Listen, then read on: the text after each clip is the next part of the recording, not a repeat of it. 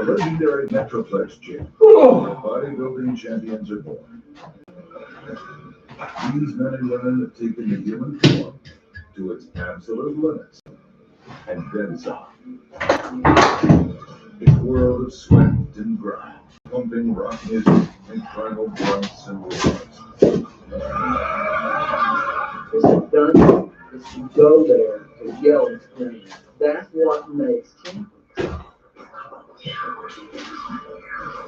have to be very selfish to be like one of the best. That's all you have to do. Anybody can be that way from the session. I'm not kidding you. This has been workouts. They're truly hardcore. Hello, everybody. Welcome in.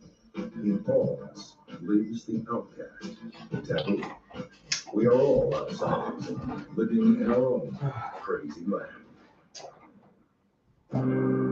Arlington, Texas, a city where things are big and brash. It's the home of the Dallas and the Texas Rangers. The theme parks and malls here are clean and respectable. But tucked away from this straight world is a very different place. Right. People push things way beyond the norm. Just gonna warm up.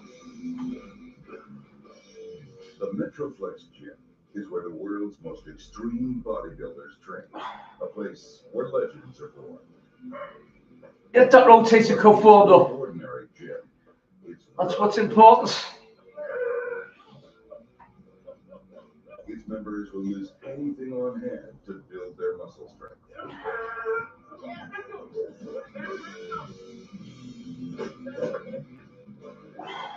Driven by an almost obsessive desire to push their bodies to the ultimate, they sculpt them into seemingly superhuman forms. This hardcore training facility was created by former bodybuilder Brian Dobson when he found he wasn't welcome at regular gyms. Founded Metroplex in 1987, kind of as a escape from corporate fitness centers that were taken over in America. People like me were competitive bodybuilders, powerlifters, strongmen. Please leave a like, leave a comment. Environment. The training, the yelling, the intensity. Yeah, good. You're just warming up.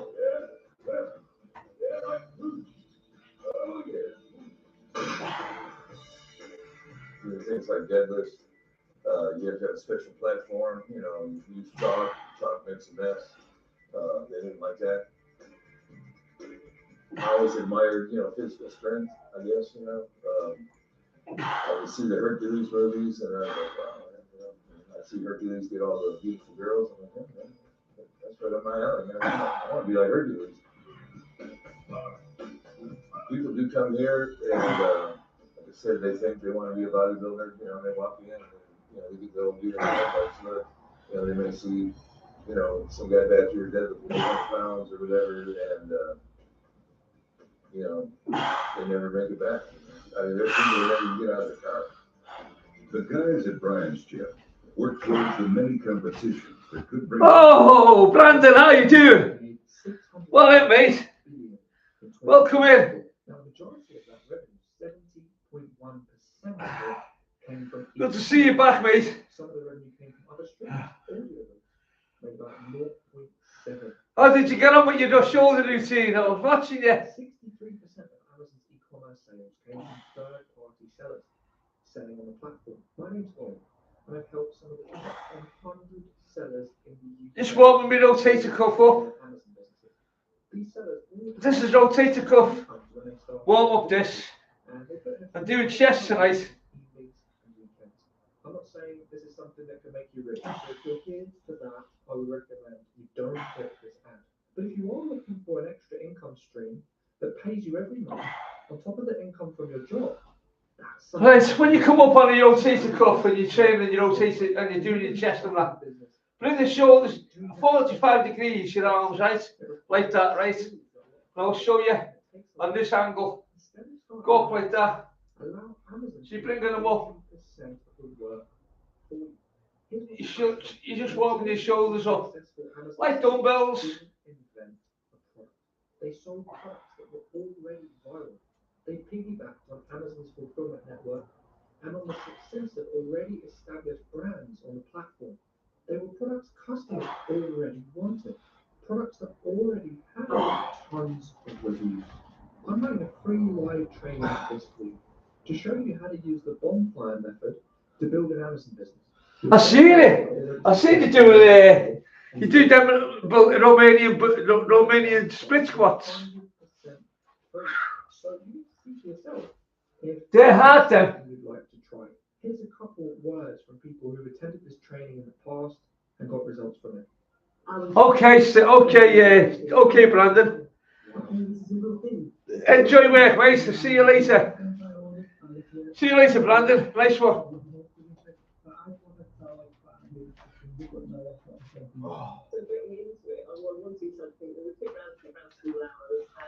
Have a good day. Have a great day, mate. Okay, see you later. Right, we're just warming up. Just warming up. Any customer service or ship products to customers themselves. And by the way, this is not dropshipping. They use something called FBA. FBA stands for Fulfillment by Amazon. Amazon will store the product for you. Every time you make a sale, you can get them to pick, pack, and ship the product to the customer, do all customer service, all returns. All you have to do is find hot products to send into the warehouse. Click the link on the screen and you can register for the free live training. Just enter your email and we'll send you all the details of the training. So what are we going to cover on the training? We're going to break down the bonfire method. It's a very simple 3-step process that has enabled Amazon sellers to bring in consistent income without touching your savings and without touching any product. Now the strategies are working for so many people who want to build an extra bit of income alongside their jobs, working in evenings and weekends. I had a vision to replace my salary, and that's exactly what I did. So to replace my salary, I was able to pay all my bills, my mortgage, and everything. I had freedom. I became my own man, my own business, my own person. I wouldn't have made my first sale and got as far as I've got without your program. I mean, this is my full-time job now, so I've not worked a proper job for 18 months. I can't thank Ollie enough for his ideas and inspiration, and indeed the momentum that he gives people to get people moving and start their businesses. See the results. Good stretch. Happy as well. It reassures them a bit that he's not all on his shoulders, and Yes. from my boys. Yes. Oh, hello, Mike. How you doing, mate? How you doing? Don't be skeptical. I get it. You think these people are like paid actors or whatever? I get it. All right, Mike. How you doing, mate? Check out this free live training. See what it's all about. It is 20 past 8. This is real. 20 past 8. To try. Here, Brandon. Video. Click the link. Sign up for the live training, and I'll catch you. It's 20 past 8 at night. Whew.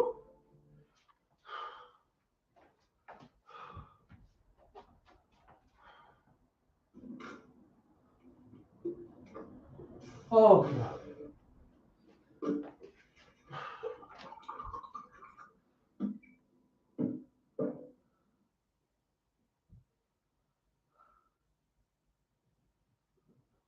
Bodybuilder. With the Nationals just 2 weeks away, it's make or break time for the rookies. For now, they can only dream of one day joining the ranks of the true immortals of the sport.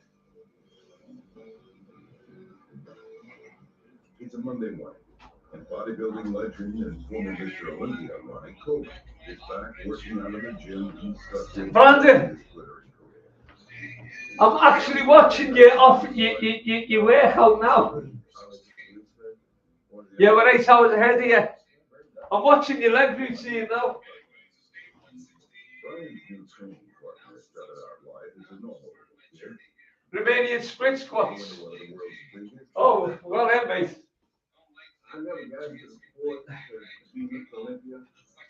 Nice. I just wanted the free membership to the gym, but Brian offered me. So just in the middle of warming up, Brandon. Oh, well, welcome in, Mike. It's good to see you again, mate. Welcome in.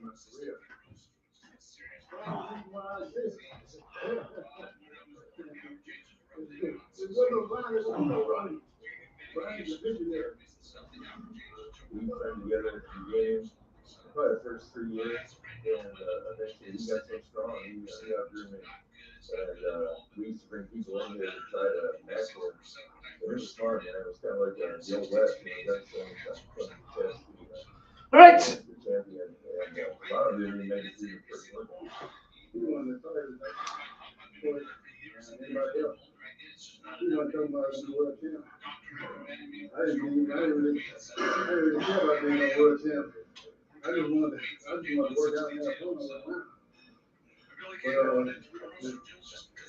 I came a long way from just having fun working out. Ronnie Coleman has heaped up fight to this sport more than most. Crowned Mr. Olympia at an incredible 8 sides, Ronnie's awesome physique and competition achievements have made him a living legend in the world of bodybuilding. It wasn't just hard work that made him rise above the pack. He used another key ingredient: genetics. Yes.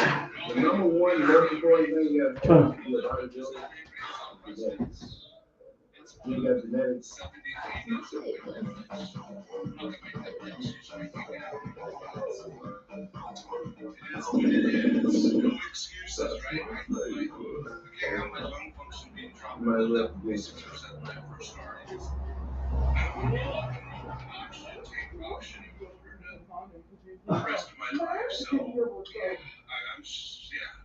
Trying to stay positive and disciplined to get out here every day to work out my lungs. So I feel. I'll tell you what, Brandon, you're a good host. You're a very good host, mate. I tell you.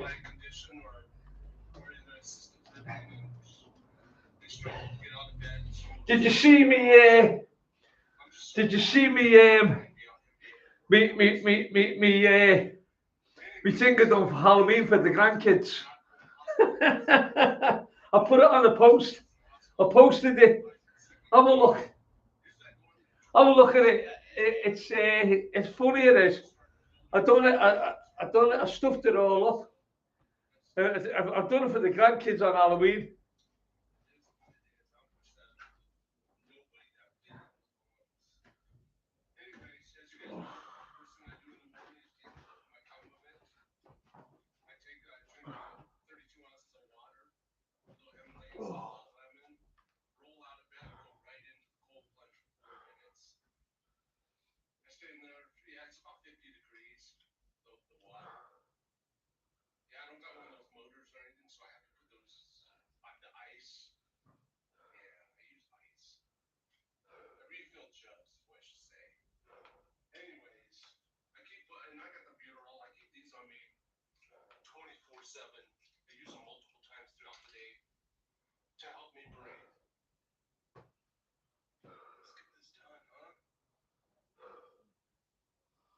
Them Romanian split squad, they're not easy, them, Barra. They are tough, them. They are tough. Fair play to you, mate. You're doing great. You're doing great. I'm all about high reps. I try to stick between 12 to 30 reps, depending on how I feel. Like I said, all these are to help me breathe, so I'll be mostly concentrating on my breathing. So I only do about three sets of everything. So I don't want to get bored of it or not want to come out here. So it's cold out here. It's down in the 40s. No better feeling working out in fresh air. The temperature is kind of, yeah. We all gotta do what we gotta do, right? This is what I got to work out with. No fancy heater anywhere.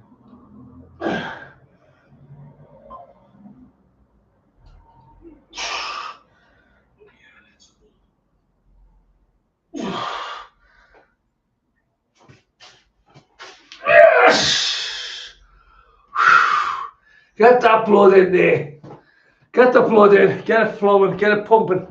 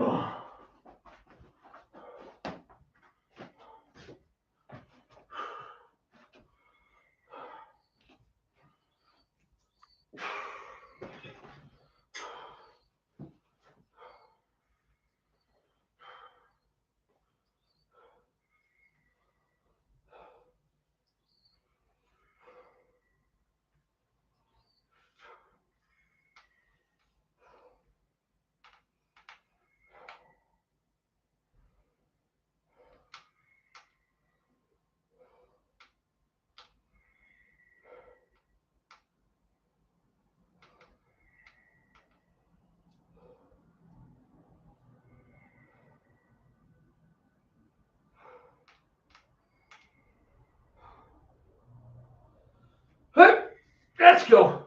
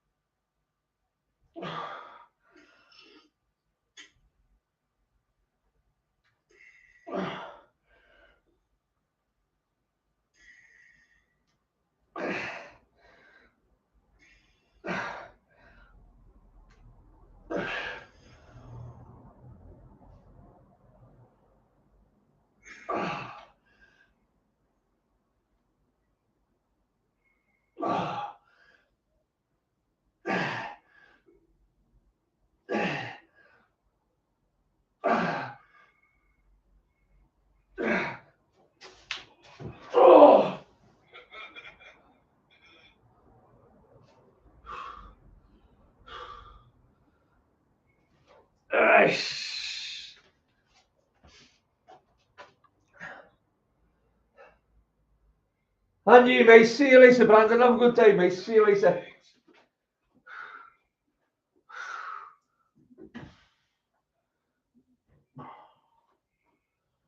I'm trying a new breathing technique. Right? Suck in through my nose, pull out through my mouth. Right now, I can't catch my breath. And so I'm just doing, yeah.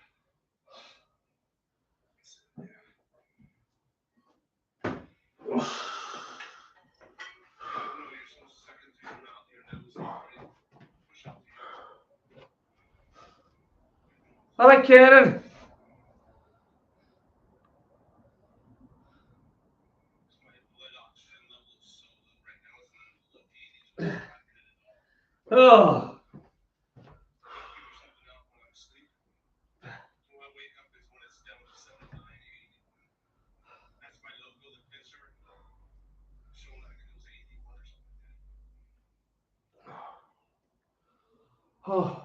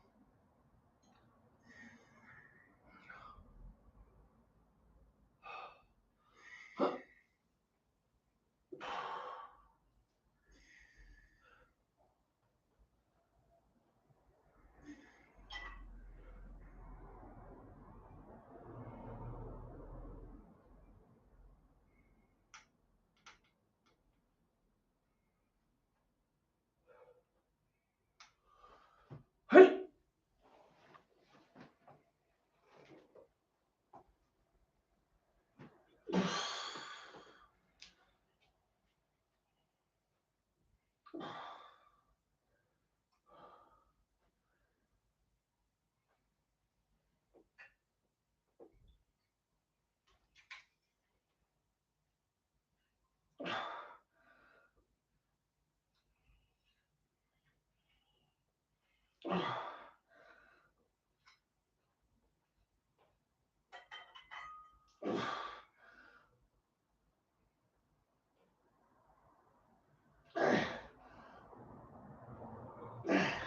good burn on the first set. Second one, I just couldn't lift it. Not so much of a burn on the second set.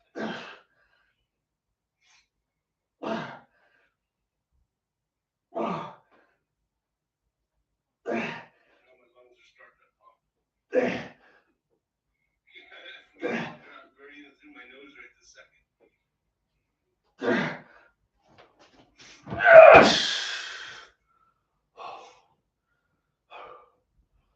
You can see my breath in the air.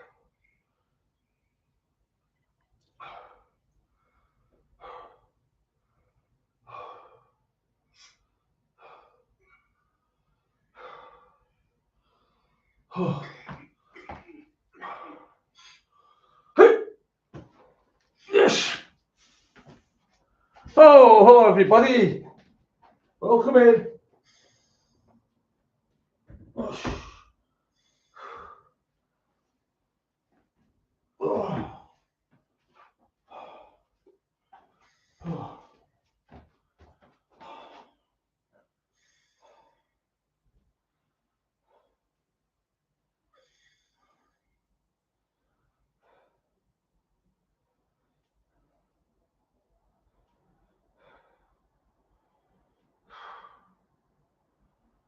Good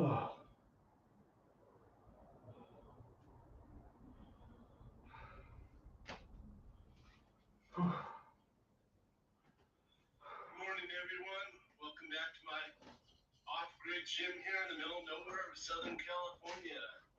Today is Wednesday, October 15th. Yeah, I think it's the 15th.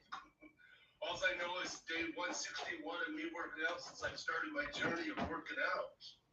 If you guys are new here, my name is Brandon. I recently turned 50 years old quite a few months ago. It's a pretty big milestone for me since I was born with cystic fibrosis, which is a serious life-threatening lung disease. When I was born, the average age was roughly around 6 years old or so, but through new medications and therapies and stuff, the average age has jumped up to around 50 years old now. As of right now, my lung function is sitting at 48%, which is not good. It's not good at all, but it's a lot better than the 46% when I first started working out 161 days ago. So I got 2% more lung function since Let's go, come on. weight. So I do hike for 30 minutes every single morning and every single evening with my pup. I've been doing that for years and years, but the older I get, it's not enough anymore. So doctor recommended me start working out with weights. So here I am working out with weights on day 161. So as you guys know, I can't really go into commercial gyms just because I cough way too much. I spit up sputum. Nobody wants to be working out next to somebody that's coughing the whole time. It just makes everybody uncomfortable. It makes me uncomfortable. And plus, the older I get, I can't be in buildings or crowded areas with a lot of people just because with a lung disease, I'll get sick super easy. So it's just so much easier and safer to be working out by myself. Out in the middle of nowhere. I'm way out here because with a lung disease, I can no longer work those 50, 60-hour work weeks anymore. So this is what I can afford. It is what it is. We all got to do what we can, right? I know that equipment's rusted. It needs to be reupholstered. It's old equipment, but you know what? That's not gonna stop me from working out. So yeah, I gotta stay disciplined. I gotta get out there every single day to work out for my lungs. So just stopped raining, so here I am. Everything's totally wet, but yeah, it is what it is. It's cold, it's wet, but I gotta get out here and work out. So yeah, as you guys know, I just woke up about 15 minutes ago. First thing I do is take a puff of my condiment, drink a glass of water with Himalayan salt, lemon, about 32 ounces, jump out of bed, go right into the cold plunge. I stay in there for about 4 minutes. It's around 50 degrees. It's supposed to help. It definitely wakes me up in the morning. Definitely wakes me up. So it's supposed to help with inflammation and stuff like that. So and I got that butyrol. I carry both these on me because I use them multiple times throughout the day. So Yes, sir. you guys don't know this big. My training partner, I pulled him from the Humane Society about 4 months ago. He's a big old puppy. Anyway, I just want to say thanks to everybody that has subscribed to my channel and everybody that's writing those positive, motivating comments. Thank you so much. It just helps me stay positive through my journey of trying to maintain my lung function, make sure it doesn't drop below that 46%. Well, it's up to 48, but any lower, and I'm talking about oxygen tank. I know I will be in the future, but hopefully not right now. So I know the weights are working out. Like I said, I have 50% more lung function, but hopefully it helps me not go in the hospital as much. As you guys know, last time I was in the hospital, I was in there for 25 consecutive days. Usually I get 21 consecutive days, but the older I get, my lungs seem to deplete easily, so I had to stay for an extra few days. But yeah, I know we're all going through something, right? I just feel so lucky to have these 48% because there's a lot of people with the condition that do not have that.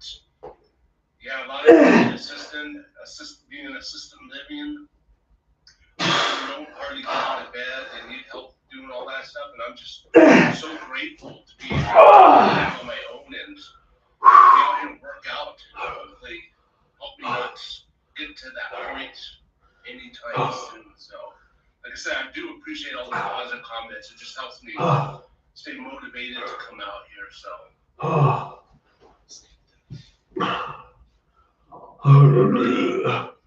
today I'm doing shoulder.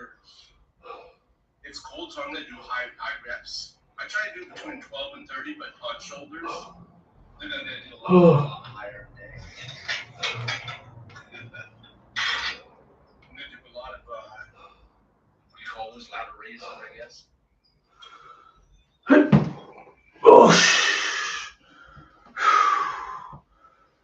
not looking to gain, 20, 30 pounds of muscle. I'm trying to maintain. I'm happy with what I look like. I'm just doing this all for my lungs so I can breathe a lot better, like, tomorrow, the next day, the future, so.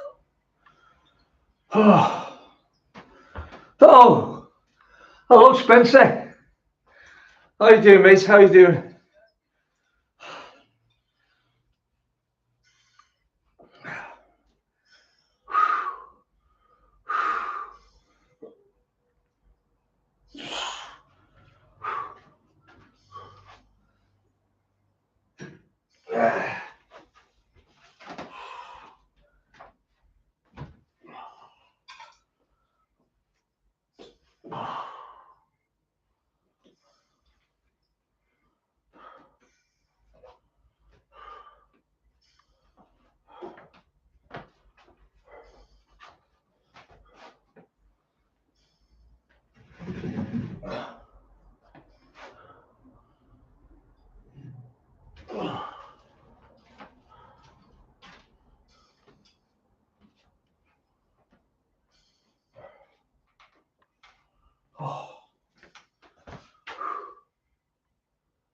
Okay, thanks, Spencer. Appreciate it.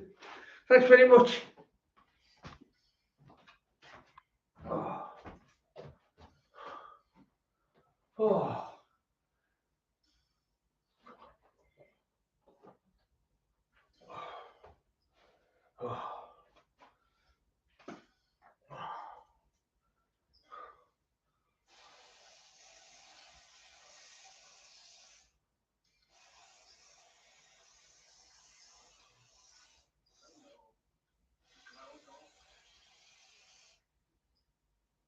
As you guys know, I have to have them feathered out right now.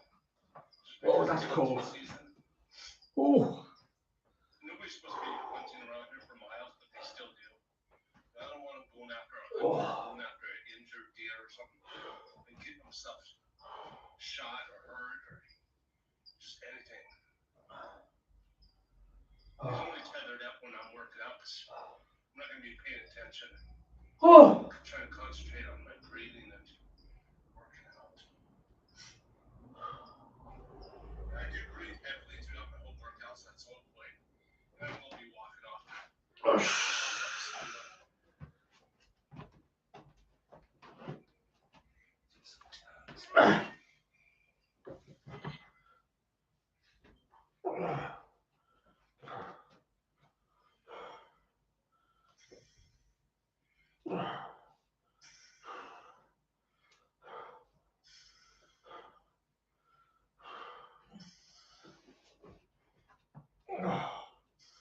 Okay.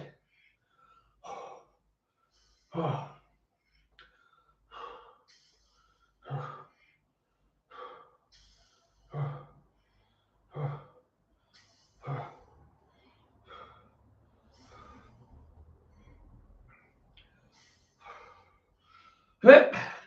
Yep.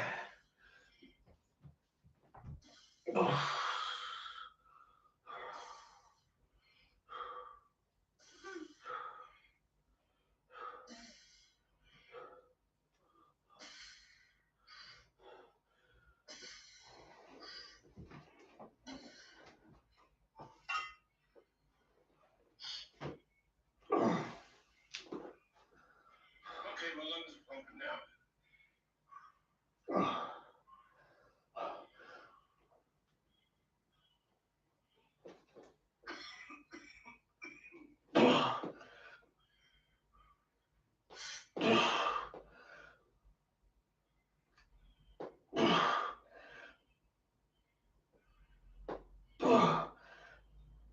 Need some water.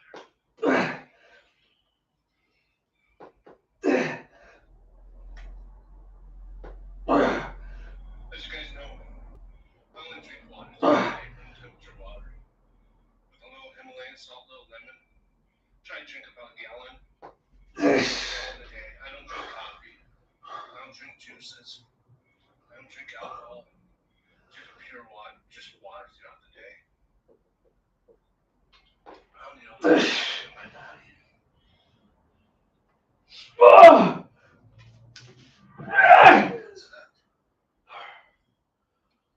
As you guys know, I try to only do 3 sets of everything because I don't want to get bored of the workout. You know, I don't want these workouts lasting, 2 hours, 3 hours. So I got coming out there, I enjoy doing just 3 sets. I want to make it fun to come out here. Nobody can come out.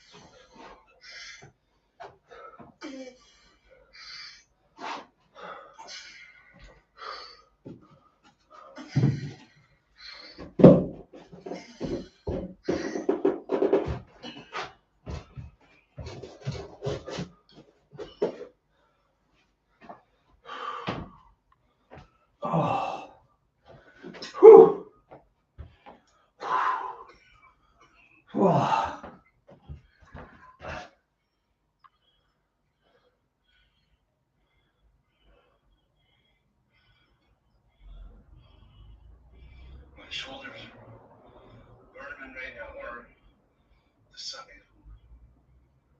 delts. My lungs are definitely pumping.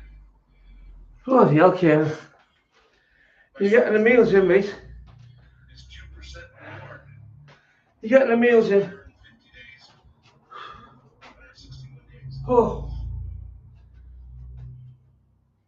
My doctor's appointment's in 3 months, so I guess it's 9. Yes. Decline. Maybe I'll get 1%. Decline. Decline. Just gotta keep pushing myself. Decline, precious. Oh. I'm pretty I like doing the declines. Gives you that bit of a shelf look on your chest. Oh. And then you lose another 1%, another year.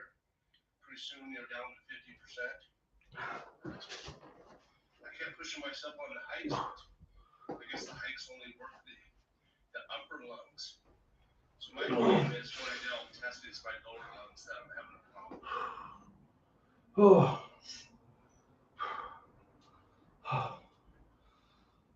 Oh. I'm gonna try this. I've never done this one before.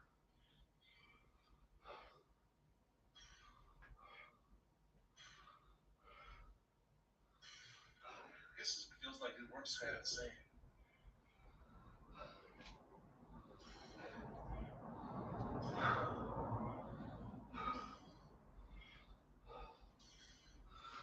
Hey.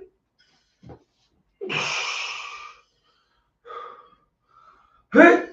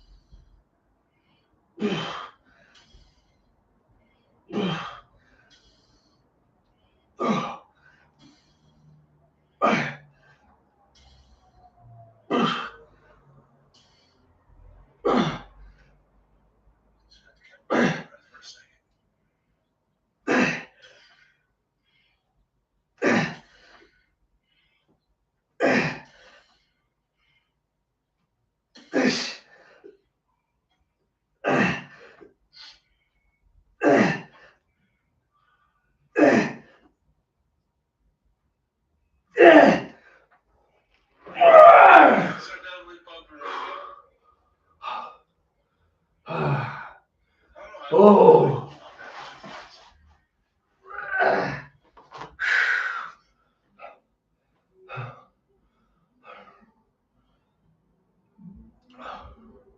I was gonna lay down on the incline bench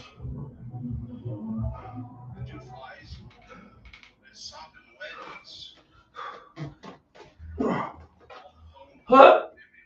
Oh. Soft and wet. Not a lot of towel out here, so I'm just gonna do my normal Oh. bent over for the rear delts.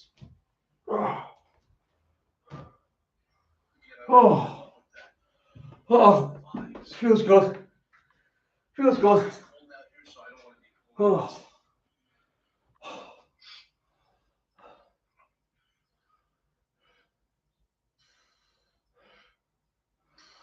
Oh. Oh. Oh.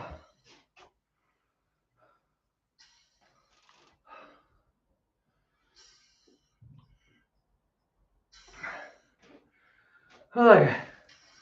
Here we go.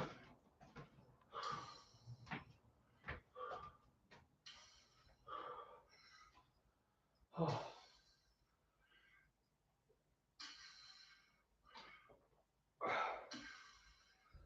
Oh.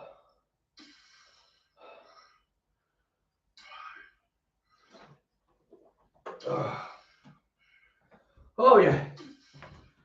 Whew. Yo, hello, Mike. All right, Mike, how you doing? Oh.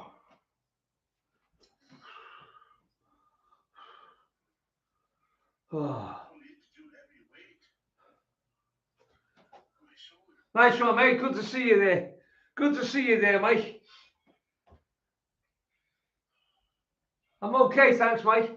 Shoulder's getting a bit better, but we're getting there, you know what I mean? We're getting there. Soon be on the big dumbbell soon. Soon.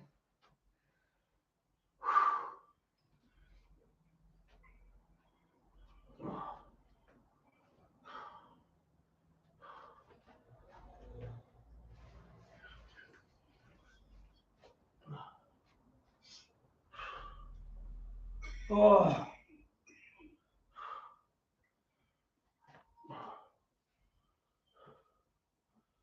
Oh.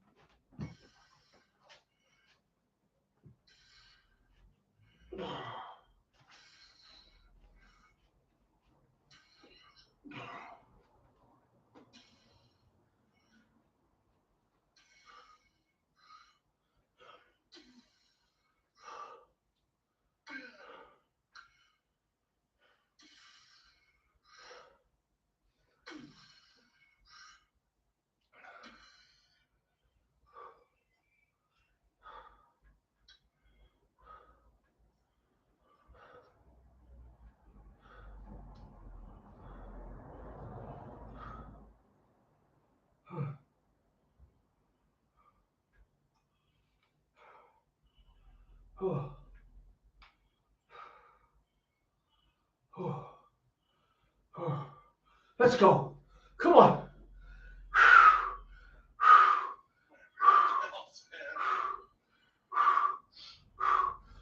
Hey. Hey.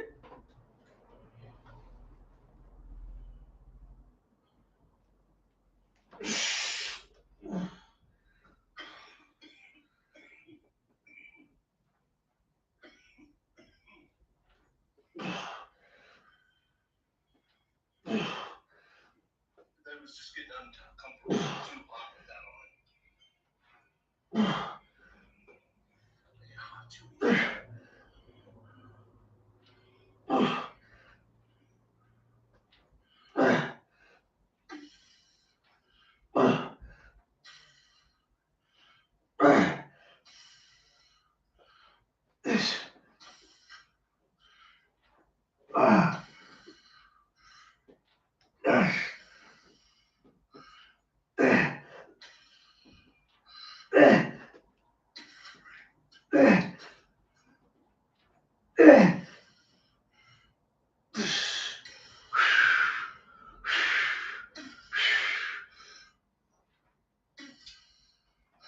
Yes!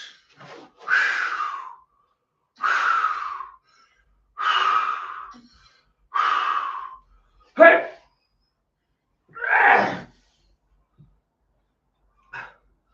Oh, oh, oh. Hey! Hey! Oh. That was definitely bumping. Ah. Oh.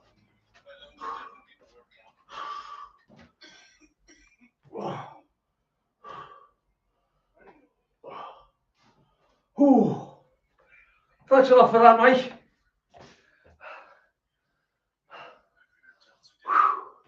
Thanks for that. We're getting there. Comments are good, thank you. I'm watching Brandon's video. He's really saying he puts his heart and soul into this, and he's trying to get decent lung function, you know.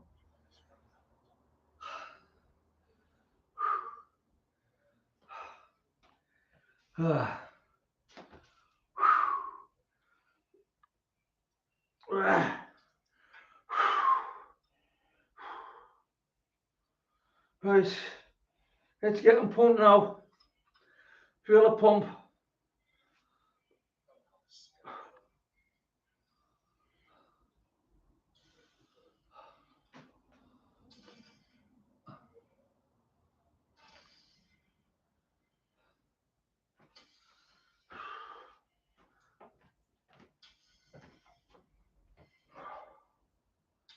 Oh.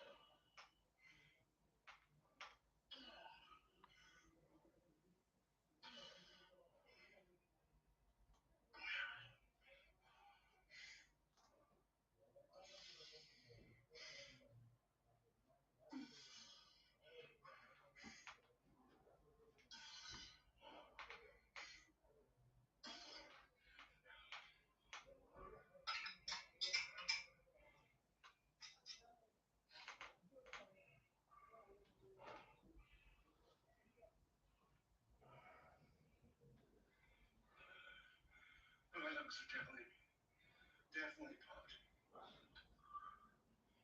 I know it's not much weight, but everybody's at different levels of strength. This is just where I'm at. Oh, yep, let's go. Let's go.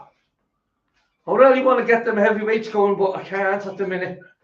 So I'm doing like 20 reps plus to get the pump, you know. I really miss the heavyweights. Some people work out to get super strong. Oh, Some people work I'm out just doing these. gain a bunch of muscle. And there's people that are just trying to lose a bunch of body fat, some body fat. Come on. Some people working out to Come on. help with depression. Let's give it some here. Come on. I'm working out for mountains. And I'm actually enjoying it.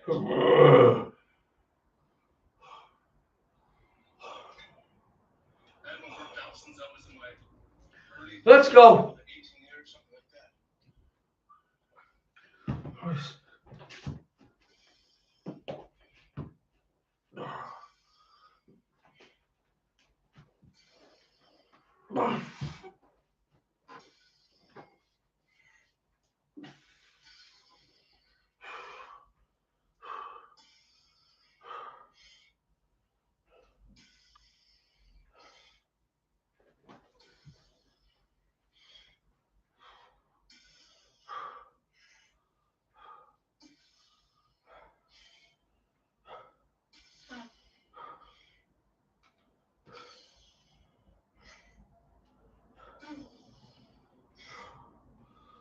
Hey.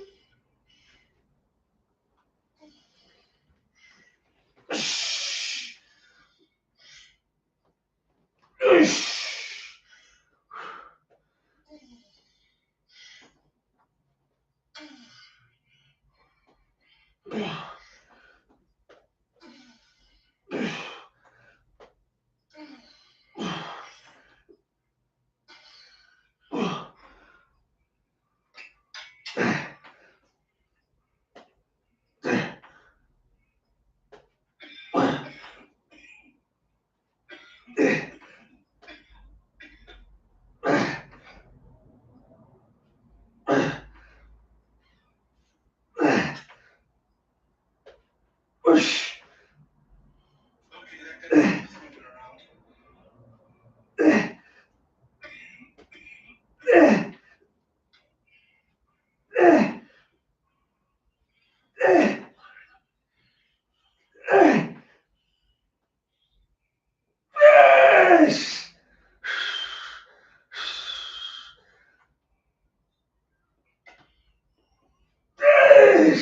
It's 26:45.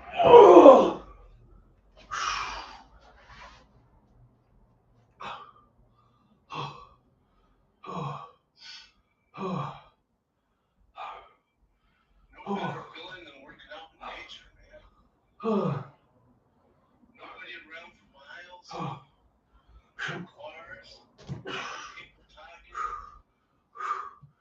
Just me, big, and wild.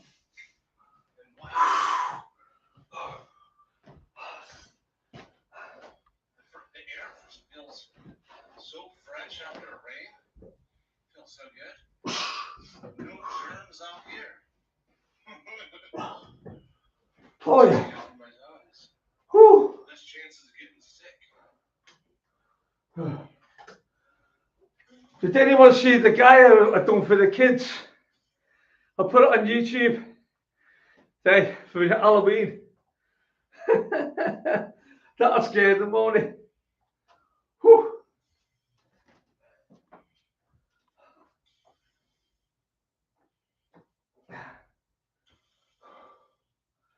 Oh.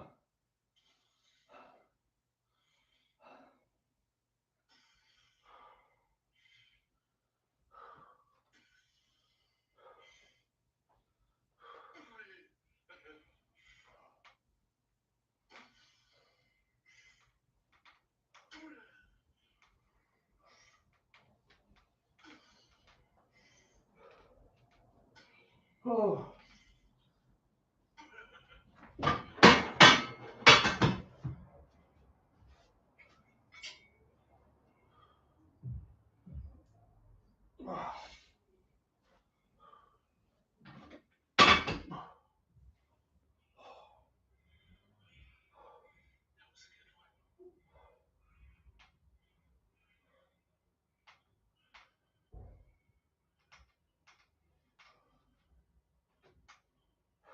That one felt actually like I was getting a pump more than a burn. Don't know why that is. Some of them exercise, I'll get a deep burn, and other ones I'll just get a pump. Oh, nice.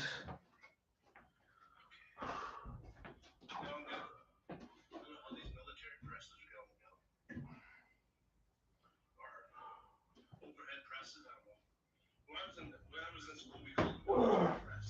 I guess we called them overhead presses now.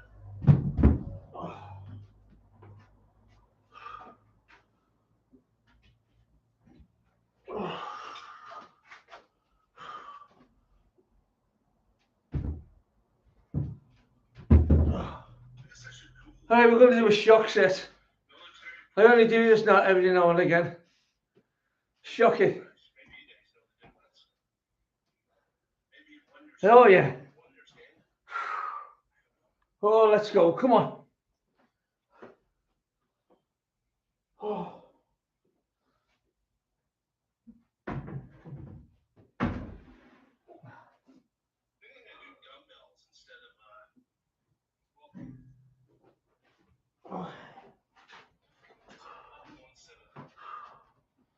Okay. My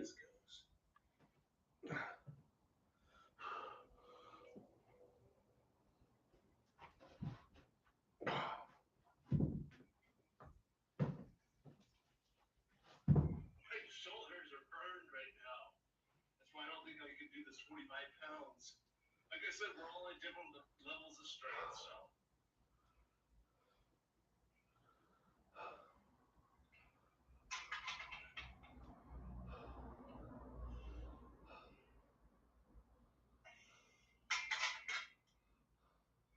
Don't laugh. I can't do that. I don't even think I could do 20-pound dumbbells. I know I can't. My shoulders are just burned right now. So as you guys know, the lightest dumbbells I have are 20s.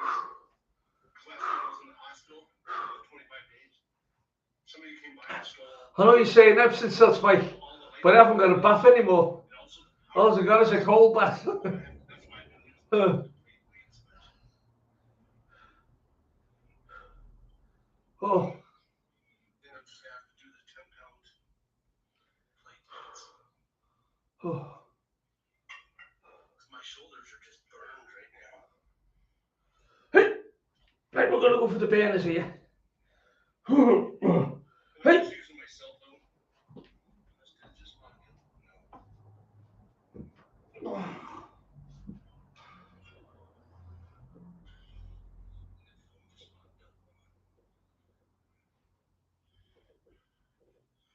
What I'm saying is I just I'm just using my cell phone with a regular, whatever microphone it comes with.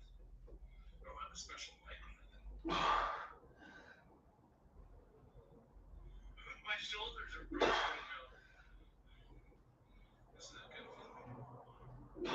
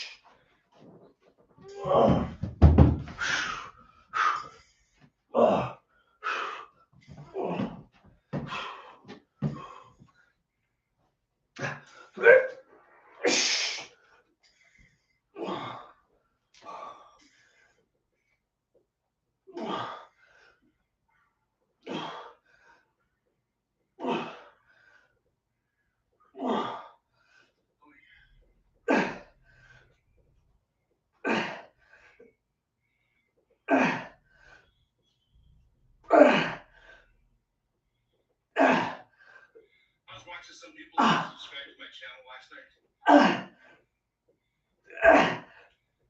And the shoulders are like Spencer. It was just like I got some guy was doing overhead presses. He wasn't doing push press, but he was just doing overhead press.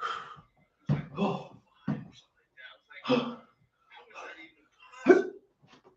I'm doing 10-pound weights, and this guy's doing 405 reps. I was like, dude, that's crazy.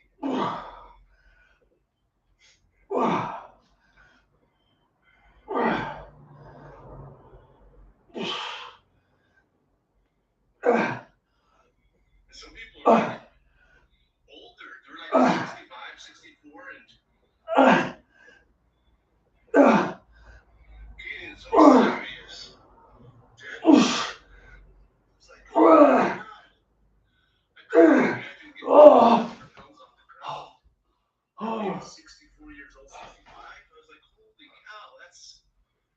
some impressive stuff.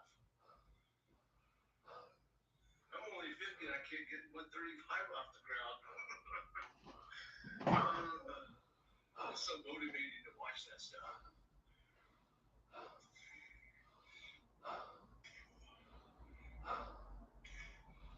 Oh. Oh. Oh. Oh.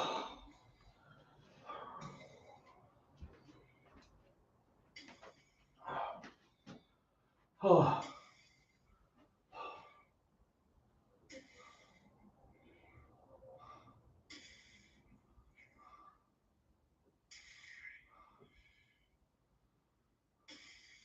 It's just like, me trying to be president of the United States, that Oh. never will happen, because I ain't got the genetics to think like that, and act like that.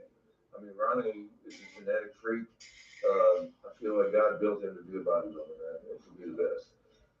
And his glute development, I mean, you could grate cheese on Ronnie's butt, man. He was laying. Big Ron moves through the machines and weights, proving he's still got immense strength. Oh. Ronnie Coleman. Unbelievable him. I mean, who's ready to be that line for this? I'm not kidding you. I mean, like a quarter horse or something, man. He pretty much dominated the world of bodybuilding for 8 years. Really, that's the greatest Mr. Olympia of all time. Oh. I mean, I don't think anybody will ever. Oh, God. Oh, that was a set, that. That was a good set, that. Oh. Let's put Jim in a class all by himself. There's dirt everywhere and there's dust everywhere, and used to it, the bottom. Right. Let's go. So it never bothered me, but some people, this would be totally disgusting. Right. To me, this weight right here, no matter what, it's going to always weigh 45 pounds. Right. Whether it's shiny and brand new or covered in rust and blood, like here, it's still 45 pounds. You gotta have a certain attitude about working out when you work out at Metroplex. I just feel like you gotta be hardcore. Ronnie is one of around 400 pro bodybuilders in America. There are many thousands more competing amateurs. The journey to becoming a pro is notoriously brutal. Only those who consistently rank high in amateur competitions will be awarded a coveted pro card, allowing them to compete at the top level. It's not easy. Like I said, compared to making it in the NFL, really making it as an NFL quarterback, to make it to the pro ranks in IFBB is a tough task. And most people aren't up to it. Most people burn out long before they get there. A new hopeful in the gym's ranks is Ramon.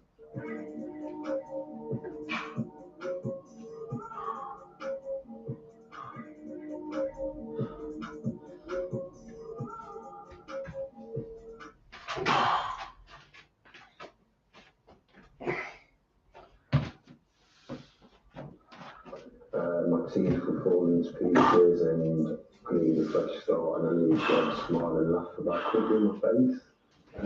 Someone gave me a high, basically just told me how good you were at the time. Right, we'll go up another level on the dumbbell. Which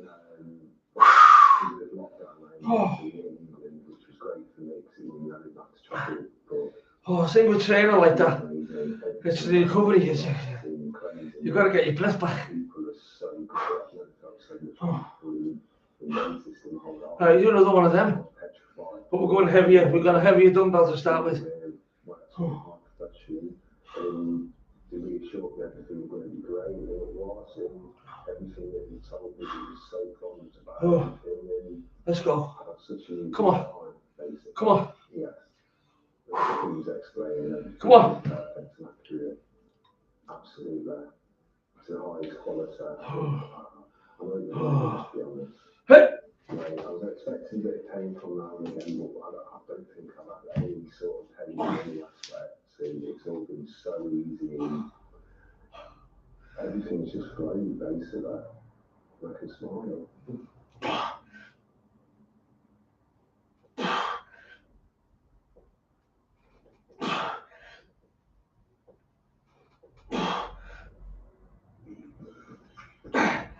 As a kid and young teenager, he was a slim, casual soccer player. Since made the transformation to become one of society's true outsiders. I was a skinny kid. I was freshman year in high school. I was I started reading like the muscle magazine and I got addicted to it right away, knowing what I was doing myself. Anything about muscle, I just knew. I loved that cartoon character. My friends say, you know, I'm gonna be in those magazines one day. I'm gonna just like shut up, you know. But now I'm doing it. Having been successful in the amateur scene, he's now aiming to the top. First, aiming to try and earn an elusive pro in the International Federation of Bodybuilders. The Nationals, held in Miami, is only 2 weeks away. If I earned my pro card, it would be an awesome achievement. You know, I've been doing bodybuilding for 10 years, and that's everybody's ultimate goal. Diet is crucial to the sport. The first step to getting super big is to put on weight. So Armand is paying regular visits to the grocery store. Breakfast, I'll have about 8 whites, egg yolks, and 2 yolks in there. 1 week's worth of shopping. So on my diet, I spend about maybe like $3 a week. Come on. Gallon of milk every day, 3 pounds of meat. Of course, my mother wasn't very happy about that. I would give her extra money to help pay for all their food. She took, a couple of chickens for the family. She took another chicken for me. She would make homemade pizza for them with cheese. She would make homemade pizza for me with 2 pounds of eggs. Eating calories is a tremendous job. You know, people say, "Oh, that's great. You eat all that food and you still stay in great shape." It's physically and mentally tiring. Trying to eat every 2 hours and stuff your face. Appreciate it. That's all. Thank you. You said, if you don't eat right, you ain't gonna put it on. And I didn't learn that until I was a kid. Because when I was powerlifting, I just ate what I wanted. Hamburgers, pizza, and all that kind of stuff. I didn't gain a lot of weight. Protein is muscle. So I get grainy and banging like what? I wouldn't say easily, but easier than most others. It's a blessing and a curse because in the off season I have to consume a lot more food than other people who gain that size.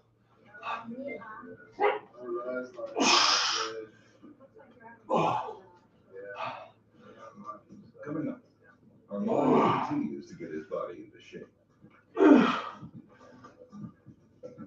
Startling proof that the women can keep up with the men. It goes pretty good for a girl, huh? The girl, yeah, but you're not a girl, like.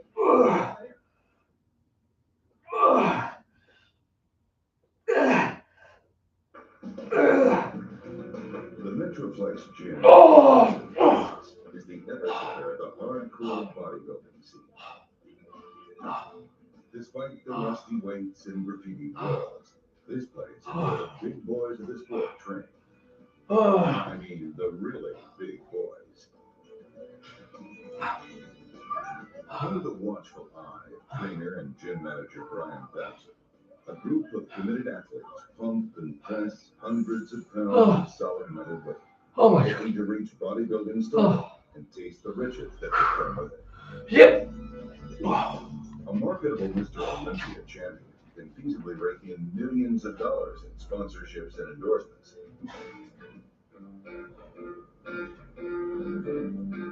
One Metroplex regular who's already turned pro and hit the big time is Branch Warren.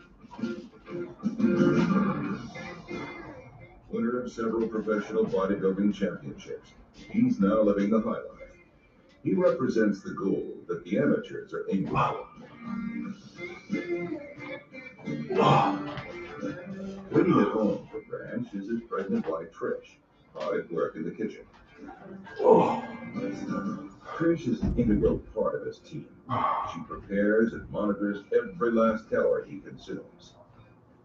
I have to be at the top of my game with everything I do all the time, with making sure that he has what he needs, his meals are prepared or whatever. There's times that I will be in the middle of something and I have to drop everything I'm doing to make sure that he has what he has.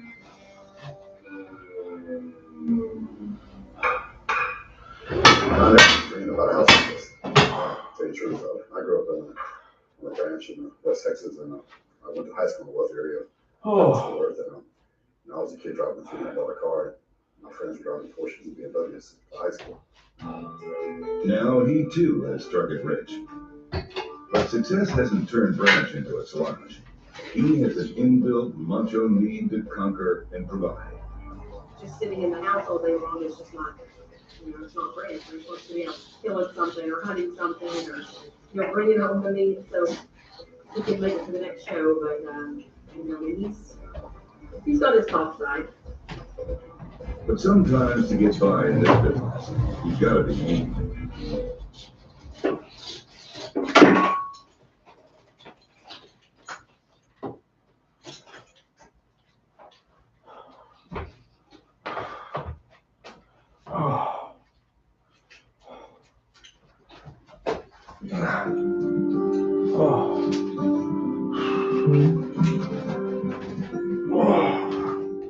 Okay, the bands. I love the band workouts. I really do. Hey.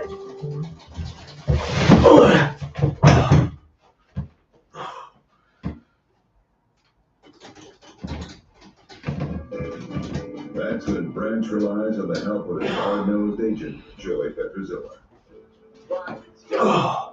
Joey's strength is that he's a man with a one-track mind.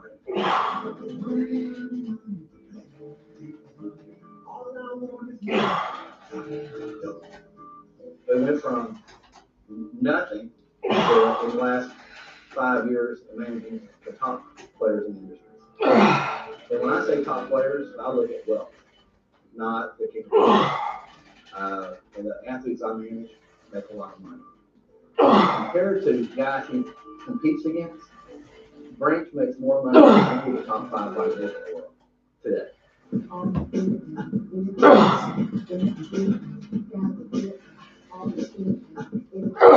With lunch over, it's back to the gym for Branch. Branch is probably one of the hardest working individuals I've ever met in my entire life, and he never gets up. I mean, really, he's a machine. How many guys on stage I should have beat, but genetically, I'm dealing with this not working.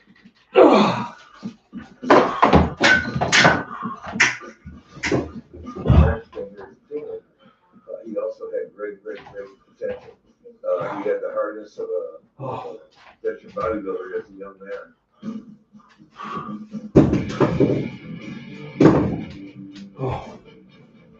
With several pro competitions looming, Branch must get himself into shape.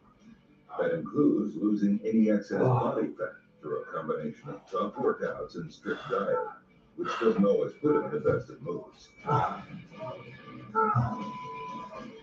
Closer to the end, I can tell you, Branch, I don't talk to him the week before the show.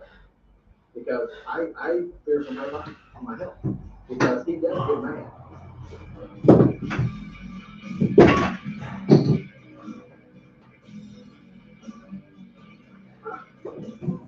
They are nutrition. They want more food. And you like me or us, you get hungry. And when you get hungry, you don't have food. You're not a very good, nice person to be around. 6 weeks a month before the show, it really starts to drain me. And then you get so exhausted. After you train, you get off the couch. But you can't sleep. Branch, known as the Texas Titan, has been in the pro scene for several years now. He knows that it's dog eat dog at the time. The sport is so competitive and so hard.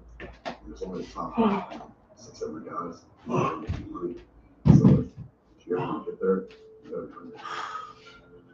One man who's got the hunger is amateur hopeful Corey Matthews. If he can manage to follow in Branch's footsteps, It would be a dramatic turnaround Oh, yeah. in a life that has taken many wrong turns along the way. I was a youth that always got in trouble. I was a very angry child, so violence was a big part of whatever I did. Family problems led a barely teenage Corey to leave home and hustle a living on the rough streets of Las Vegas, where poverty, crime, and drugs were ever present. Of course, needless to say, I was around lots of drugs and what have you. So the drugs, I had a few drug charges as well. I was incarcerated in Las Vegas, Nevada, and that's where I was introduced to the weights. In some of my darkest times, I'd have to say I was very depressed young man, but weights were always a way for me to channel my energy, and I found a way to relieve some of my pressure and some of my anxiety. With great determination, Corey has turned his life around. He's hoping that his total commitment will take him to the pro ranks. Every morning, I get to the gym about 6:30 and do my cardio from 6:30 to about 7:45. Then I leave the gym and come here at 8 o'clock to work and not turn on. He's certainly made a big impression on his colleagues. First time I met Corey at a party, and yeah, he's crazy. Man, I tell you what, he couldn't be any further from personality-wise than what you would expect. I admire his work ethic. I don't know if I can do it. The guy's busy from the time he wakes up till the time he goes to bed. Because I'm trying to show, my boss supports me and lets me get off at 4. So I usually get off now at 4 o'clock to go train at the gym. And I'll train at the gym till about 6:30. Corey is also training for the upcoming nationals, where he'll compete alongside fellow amateur Armand in the hope of earning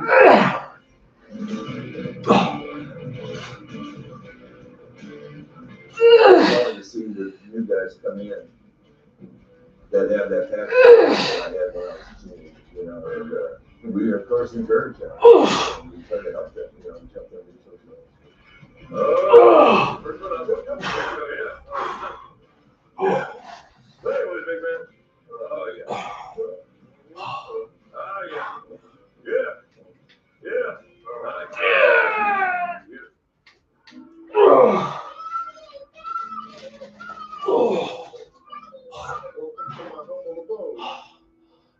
Unlike Branch Warren in his millionaire's mansion, Corey lives in a home with his wife and 4 kids. I certainly hits the chest. It really hits it big time. Oh yeah. Tension. Constant tension all the way on. Oh yeah. Really hits it. Oh. Oh.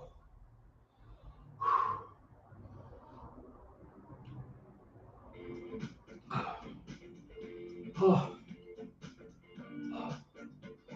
Oh. Oh. Oh. It's getting cold now, isn't it, Mike? It's getting colder now, country now, isn't it? Hey?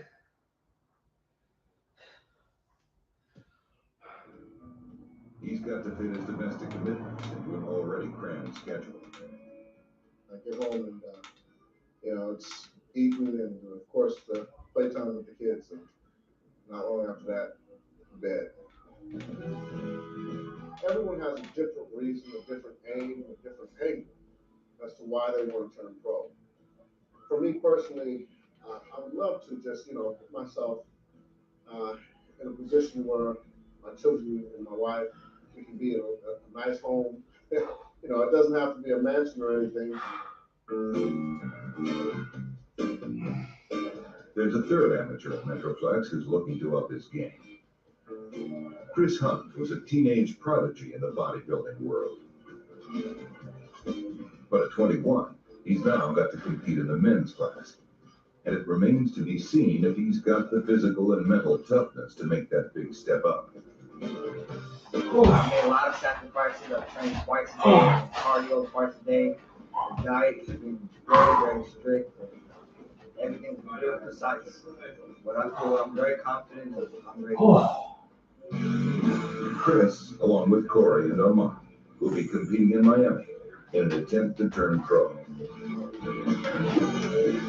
We're all in separate weight classes, so hopefully we can all win and great, bring it back to Texas. Today, he's improvising with a heavy rusty chain, a common sight in his most unconventional of gyms. All the body parts are there. It doesn't matter if the mentally staying focused, staying out the kitchen, and really just deep mental. It's all mental from here. I'm not going to get bigger, but that mental focus has to be there. Think about this person. I think about when I wake up, I pray about it, every meal, every breakfast is all geared toward this one end result.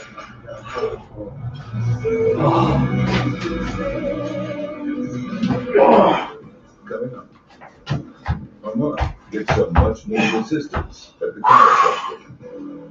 Just try and touch your ear all the way down. Oh, yes. Hey.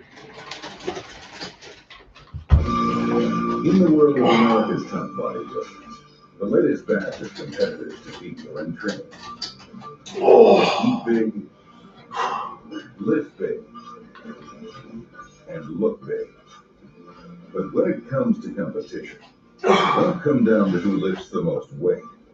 Instead, competing muscle men will be scrutinized by a panel of judges in what is essentially a beauty contest of beef and brawn. The famous Metroplex gym in Texas is not your ordinary gym.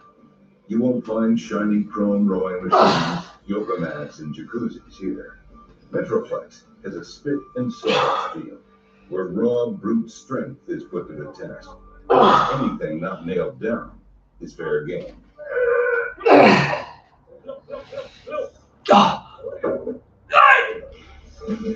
With a crucial qualifying competition in Miami looming, and promise of pro cards for the winners, guys in the gym must be careful not to push themselves too hard. 2 weeks out, you have to be very, very careful. Not on your body, so use the full muscle, like squat or your elbow or something like that. That would be the most devastating thing to happen right before the competition, just because was getting to you and you want it to go more way. Former champ Ronnie Coleman knows what can happen when your body reaches the limit. Sound like a gunshot, I felt pain without my leg, and I'm like, okay, I messed up something, but I'm gonna finish the workout. Put on my uniform, and going to work. Wait a minute, my back still hurting. Oh, yeah. So instead of me going to work, That's chest. That's the chest up.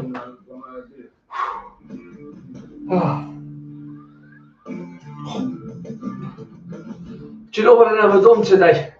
Do you know what I forgot to do? I normally do 50 press-ups before I start training, and I forgot to do them. Oh.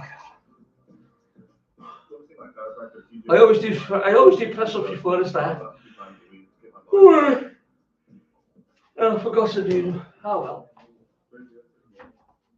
My name is TJ Gerhardt. I'm a licensed chiropractor here in Texas.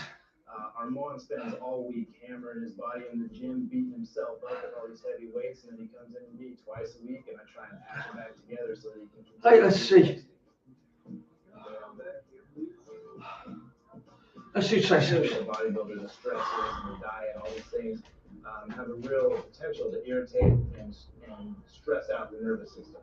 And the nervous system controls every function of our entire body. So our number one goal with Armand is to relieve the stress on his nervous system. If we can relieve the stress on his nervous system, then his body will heal itself from the inside out. And on his elbow here, we're doing ultrasound. Basically, ultrasound is treating a tendon injury he has on his tricep. And we're trying to break up some of the scar tissue that's formed in there, and that is very alleviates pain as well for him when he's exercising. Just go ahead and lay face down for me, please. The lower back takes the brunt of the beating, a lot of pain shooting down the leg, pelvises getting rotated out of position, things like that.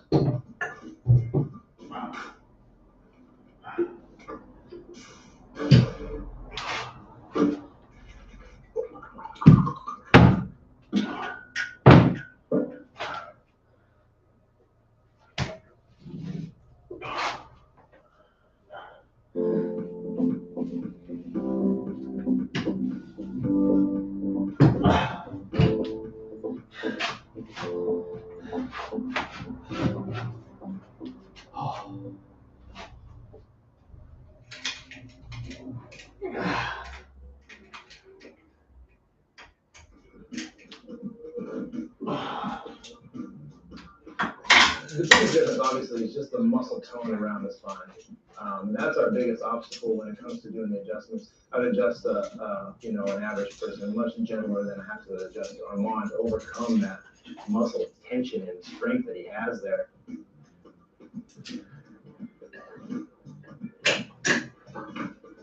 The diet that they put themselves through, where they dry out all of the fluids, particularly in their muscles and joints, I think that's what causes the most severe, like the longest lasting damage that happens when they're preparing right up to a show. It's not the healthiest thing you can do to become a bodybuilder. The extra weight that they carry in muscle, the amount of weight that they have to lift in the gym, just as the human body is designed for. Right, Ken, I'm going to do triceps now.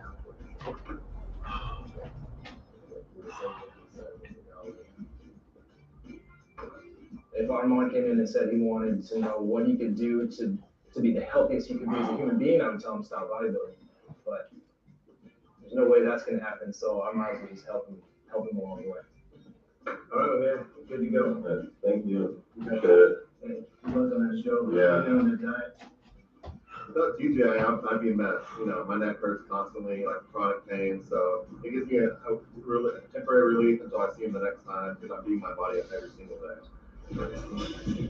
Coming up, there's another awesome body in the gym that's guaranteed to raise a few eyebrows. I'm pushing the envelope. I purposely want to push the envelope.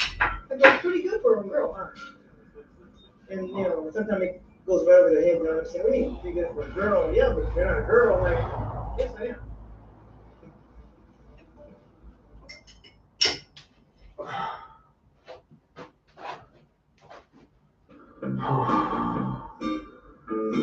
Decks are popping in the Metroflex gym in Arlington, Texas.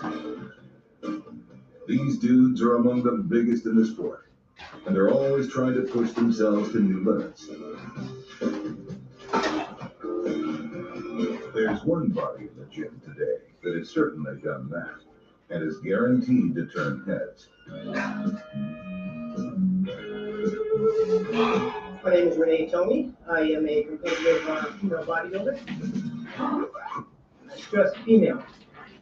And just for those that may be kind of That's one fucking bed. That says you're fucking staying in tonight. Oh. Imagine getting up with that.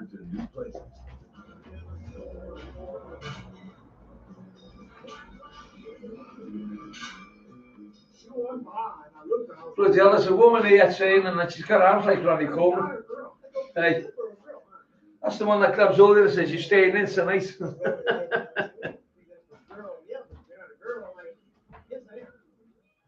I've done a total of 4 shows. 2 wins, 1 second place, and 1 last place. That last place is perhaps an indication of how her sport regards her now. Renee feels cut adrift by the bodybuilding authorities. The consensus seems to be that she is just too big and does not represent what the sponsors. Oh, she's too big, all right. A lot of politics. It's a political agenda with it. The flavor of the month, whatever you want to call it. Do you know she's that big? She can go in the open. In the second place in the show, actually, and the winner herself turned and looked at me, and she's like, how did that happen? They don't want the women to go this far because we still have to sell sports apparel or supplements, and the average housewife isn't going to aspire to look like that female bodybuilder with extreme muscle. win, lose, or draw, I do it for me first and foremost. Renee's bodybuilding career has been a tough journey at times, often with little support. I really never had a real strong support group. No, I've been out there on my own. Even her own family is unsure. The little girl who once wore frills and lace has gone through a dramatic transformation, one that her mother struggles to understand.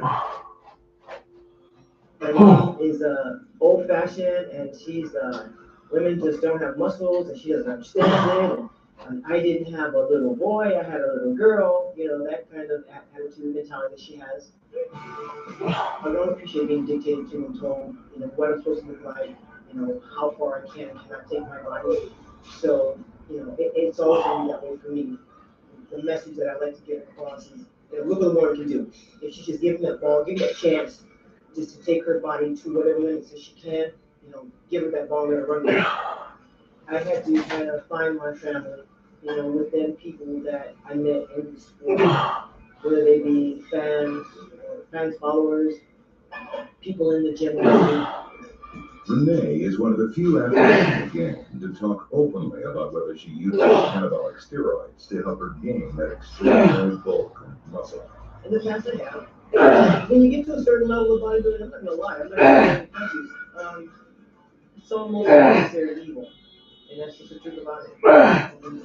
Renee believes that many companies are still pretty relaxed about steroid use. I believe that now, what they'll do, honestly, just to kind of look like they're doing a job, they may just give a urine test or a lie detector test, just to look like they're doing their job.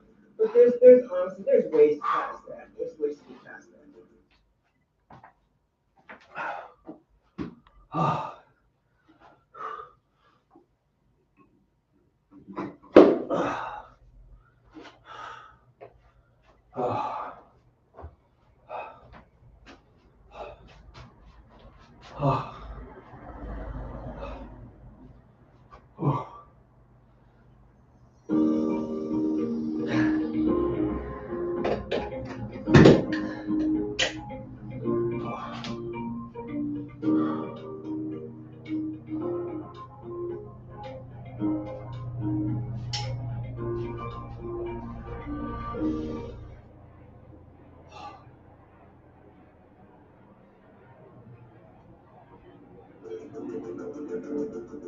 Currently, I'm very happy to say that I am anabolic free right now, and I feel great. Coming up, Brian looks to God to give his boys the edge in the upcoming nationals. Let it represent you in that dark world of bodybuilding, Lord God. And we pray you just give him favor with those judges, Lord God. And Armand is in the body shop for a respray.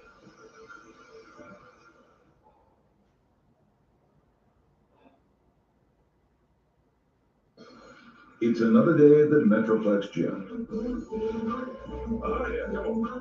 As usual, it's full of wannabe bodybuilder stars.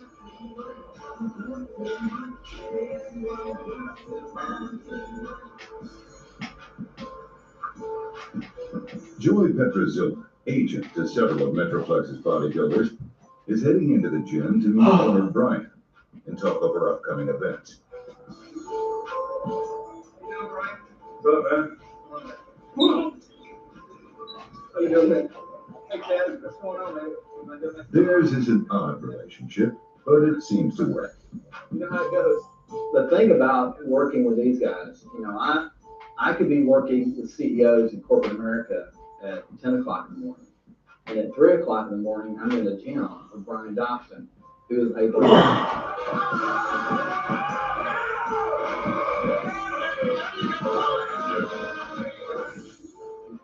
Raw meat, you know, he cooks his own food. He's just a character, you know, and amazing that he and I are friends. Joey knows that there's more behind Brian's tough guy. Brian has a heart that's huge, the city of Dallas. And people don't see that. Everybody thinks about them personally and about hardcore and stuff, but that's the other side that I see every day. How was work today? You guys ready? That was good. Still coming up Saturday. Hopefully we'll get one. We got a lot of crazy stuff going on. The following day, Brian is at the gym. As usual, he's handling muscle, but this time it's not a test for bodybuilders. These huge joints of meat are being prepared for a large-scale cookout. One that shows a surprising side to the tough guys at Metroplex Gym. Lord God, we have some warriors you raised up out of here for your army today, Lord God. In your mighty name we pray. Amen. Oh, there's one on here, Karen. Concerned about Christians. She's in the Metroplex Gym. It's called. They're just one of the many dishes that are being offered. It's Crazy Land. Crazy Land bodybuilding documentary in the Metroplex Gym. It's where all the Coleman Saints. And you want to see some of them here. The massive. You want to see some of the women. You never seen anything like this.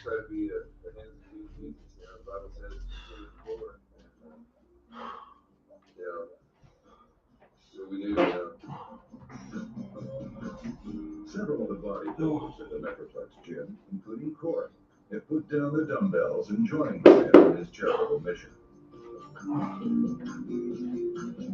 Even big money agent Joey is getting in on the act and has given up his day to help out.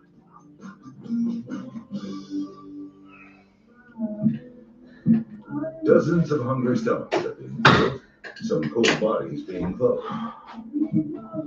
Then Brian looks to the Lord to give Corey a little boost in the upcoming contest in Miami. Stretch your hands towards Brother Corey. I'm going to say a prayer for him. Make it be easy for him to just go down there with a lot of confidence, Lord God. Let it represent you in that dark world of bodybuilding, Lord God. And we pray you just give him favor with those judges, Lord God. And we just bless you in the mighty name of Jesus, the name above every single name, Jesus Christ. Amen. There's no doubt that Brian's faith is heartfelt and his selfless acts of charity are far-reaching. It's perhaps this side of his character that makes him such a supportive and inspirational coach. One capable of changing people's lives. Oh, yeah. Oh, my God. It's fun to see the new guys come in that have that passion, you know, that I had when I was a teenager, you know, and we of course encourage that, man, and we try to help them, you know, help them reach those goals.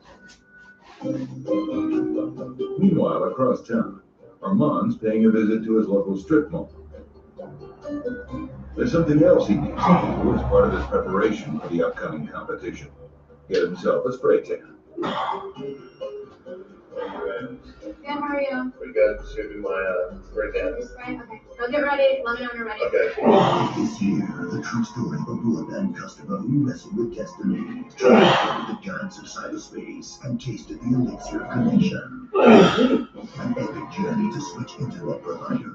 Already? A broadband switch that will echo through history. It was quick and easy. Hyper-fast, hyper-reliable. We made it. No down. Hyperoptic broadband. We're in your corner. Check hyperoptic.com for a few terms. I'm 2 weeks out from my show, but I have some shoots coming up this week, so it just makes your skin look a lot smoother and, you know, has that glow to it. Today we're doing like a double dark solution, so it's not going to be competition ready spray, but it's going to be pretty dark. The nozzle ensures applying even light. It's no quick job. This is one big hunk of man that needs total coverage. So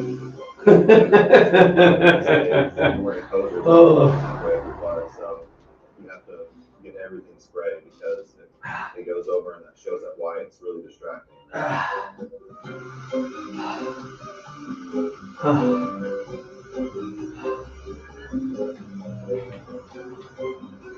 Sometimes it can turn a little orange, sometimes it doesn't.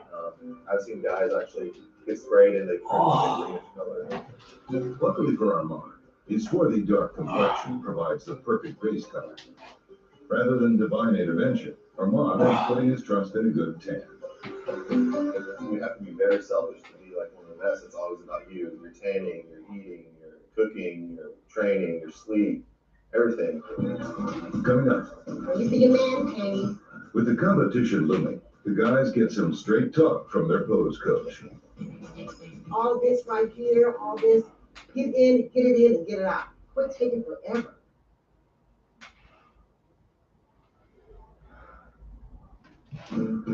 Wednesday morning at the Metroplex Gym in Arlington, Texas. It's now just a few days before Armand, Corey, and Chris will head to Miami and compete in the national championships. They've been following a strict diet for months, and their bodies are fully conditioned and at their peak. But in order to score well, these guys are going to have to know just how to flaunt what they've got in front of the judges. Posing is one of the more important parts of the sport.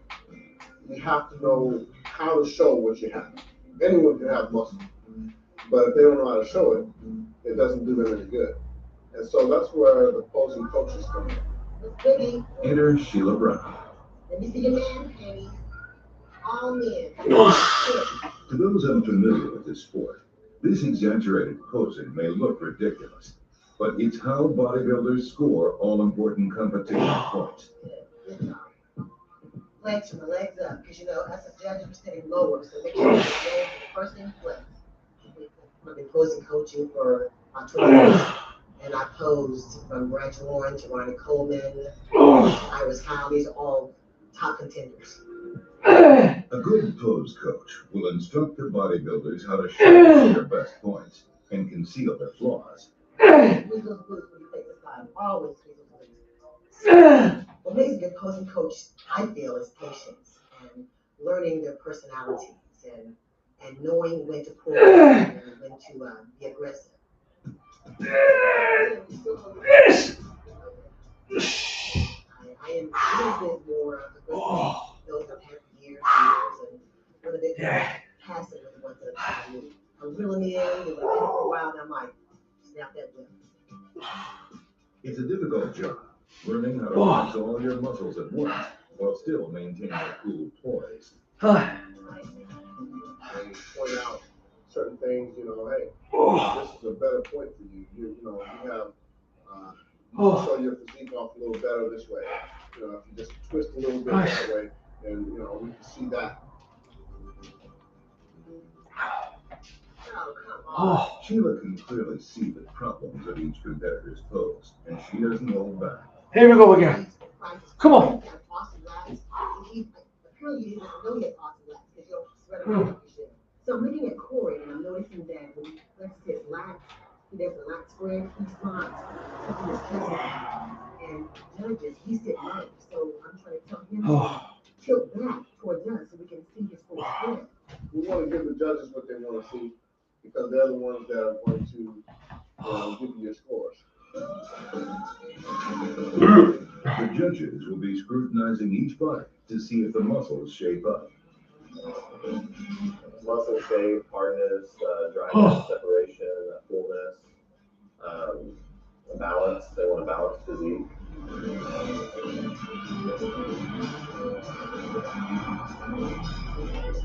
This is a very subjective sport. You're basically judging somebody else's opinion or the opinion of 6 or 7 other people. And you've got to be able to take that. You can't. You really won't go far in the sport. He's always got to get syndicate deals, but he always lacks it out with Hey. Okay. Hey. Chris is a teenage prodigy. He's already gifted. I'm on Chris all the time, like, bear down your ass. Because you teenage prodigy, I guarantee you, there are about 5 more prodigies on that stage. Yes, looks good. I'm on. Quit taking so long when you do the pose. All this right here, all this, get it in, and get it out. Quit taking forever. You take forever. Like you're waking up, you gotta get some fire in you. Focus. Somebody's coming to kick your butt. So, give me the business. Quit going so slow. When they say hit it, boom, hit it. For the bicep, boom, hit it. Quit taking all this right here, all that. Like, it's not even worth it. For the love of God, I hope y'all get it on Friday. All right? Sheila's done all she can to get these guys to competition. Before they go, Brian gives them a little reality check. This show we're going to, it's a huge event. I mean, you're champions here in Texas, but there's champions of the nation in every weight class. There's great guys. My first big national event, I'd won everything I'd ever been in up to that point, and I went there and realized I wasn't quite as good as I thought I was. Again, I'm proud of all three of y'all. Thank you for doing this with us. And let's say a prayer for us. Let's all kind of circle up a little bit.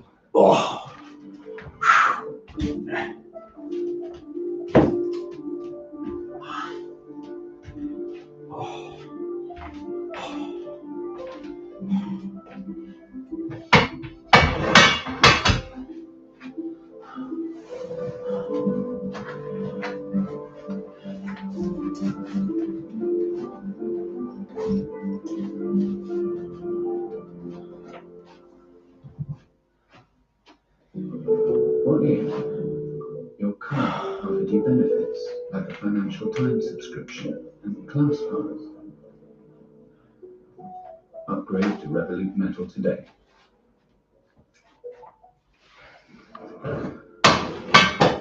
Hopefully, with a little help from the Almighty, results will swing their way. We just thank you so much in the mighty name of Jesus. Amen. Amen. Hey, Brian. Look, brother. I love you, man. Thanks a lot. I love you, man. Yes. They're my good. Proud of these guys. Love Brian. There's a vulnerable side to many of these men. They may be ripped to the max, but they don't strut about like arrogant jocks. Rather, they're extremely driven and determined athletes. They know their hopes and dreams rest in a delicate balance. One badly timed injury could wipe out a year of competitions. They invest huge amounts of time and money into a pastime that may never really pay off for them.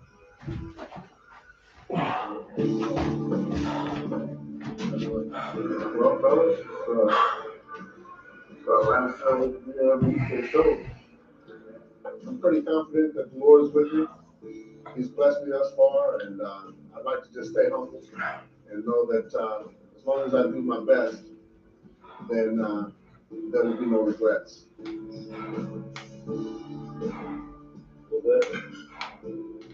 My goal is to look the best I can look. Oh, yeah. If it's better, there's nothing really you can do.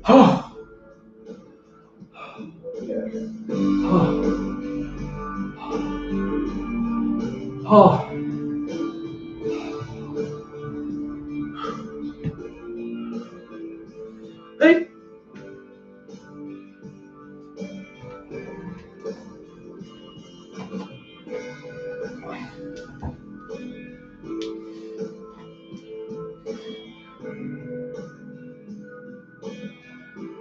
These guys will continue to hit the gym, pushing their bodies even harder in a bid to achieve success. To most people, they've already taken their bodies to crazy extremes, but once you've got the bug, it's difficult to give up. Some of these guys have been going at it for forever, trying to make pro cards, and just coming so close every time. I'm not going to be one of those. I'm going to try. If I don't reach it by a certain age, I'm going to hang it up.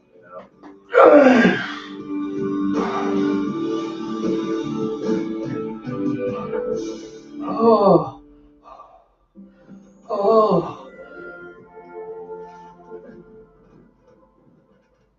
Switching to Vodafone broadband is as easy as that. Oh, God, a bit heavy now. Good, though. Good. I think I'll jump away for the next set. Oh. They were good now. Oh, yeah. Oh. Hey. Oh. Oh.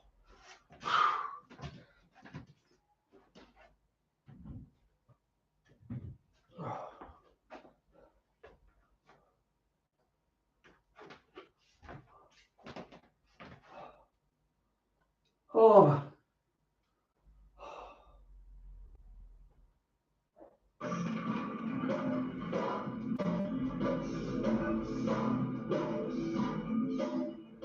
one thing to toil in obscurity with no one watching, working towards a big break. Another thing to be an elite athlete with sponsorships and money at stake. At this level, the media spotlight is inescapable, even in a somewhat esoteric world of professional bodybuilding.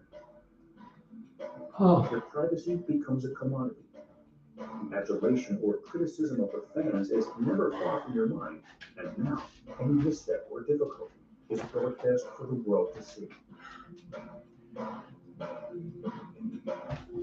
Ty's rise to prominence in the world of bodybuilding has happened relatively quickly, and it may be that he has not yet adjusted to the increased scrutiny that this notoriety brings. One of the reasons of being isolated to be isolated. Here we go again. Come on. Let's go. It could be a distraction. But often you want to camera to catch you how less than your best. You know, because you want to build everything to a camera, especially getting ready for a show. It's a time that you're vulnerable. And you carry the load. Whatever energy you do have, you're putting it in your quality and training, and you have much left. So to deal with anything else than the same distraction, you have very little patience and energy for. Ty seems to get himself under control and finishes this chest workout strong. But I worry what tomorrow will bring. Driving back to the hotel, Ty and Oscar are even more subdued than before. Along the way, we pass the hotel where the Olympia will be taking place.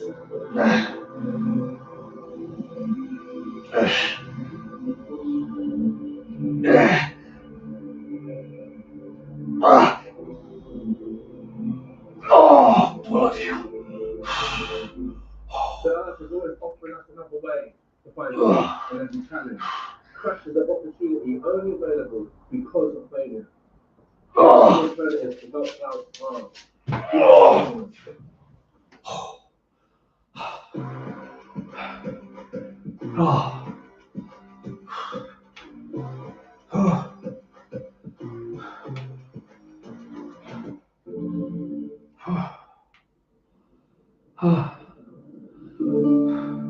The next morning dawns with a typically Las Vegas forecast of 108 degrees. Ty isn't scheduled to hit the gym again until early afternoon. That gives me some time to explore the area around the hotel. This is the other Las Vegas. Far from the glitz and glamour, it's the Vegas of dry floodways, abandoned shopping malls, and empty construction sites. It's the behind-the-scenes Vegas that few people who come here on vacation ever get to see. And it is the perfect place for a man from Brooklyn to separate himself from the rest of the world and concentrate on preparing for the biggest day of his life. And yet, I can't help but wonder why come out so far in advance of the show? Why is it necessary to spend 7 long weeks here doing nothing but eating, sleeping, and meditating on Is there any more tricep exercises I can do? Yes, there's one more. Right. I think we'll do some kickbacks. Yeah, we'll do some kickbacks. We'll do some kickbacks, yeah.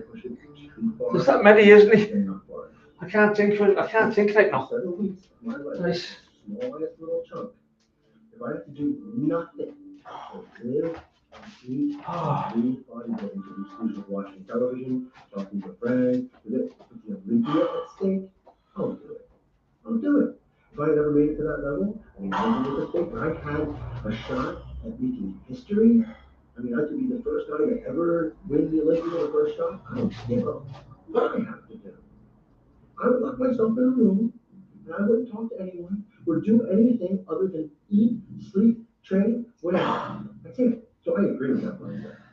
The appointed workout time arrives, but instead I get a text from Oscar telling me that they are not ready. I wait a little longer and get another text.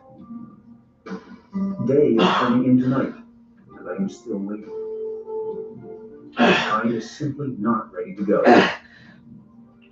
At this point, Oscar is doing everything. The cooking, and the planning. All while monitoring Ty's health and emotional state. Yo, Mike, how you doing? To give Kai a bit more time to recuperate, Yes. and I decided to make a much needed supermarket Yeah. run to stock up on supplies for the next few days. Do you know, I've never been good at them, Mike. I've never been good at them. That's what you're on about, isn't it?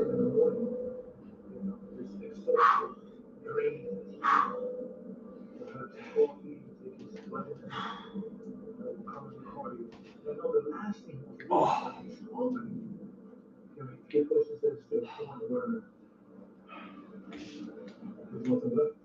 Sometimes even after a cardio session, it's intense. He's laying on the floor. Oh. Just, and he's about 10 minutes or 15 minutes, that's sleep. I don't know how good I am at doing it. Normal, breathing back, you can walk, barely walk to the car. I'll have a try. Have a meal, feel cold. Go home, shower, and go back to the room, shower, and before the naps. Little naps are good to survive,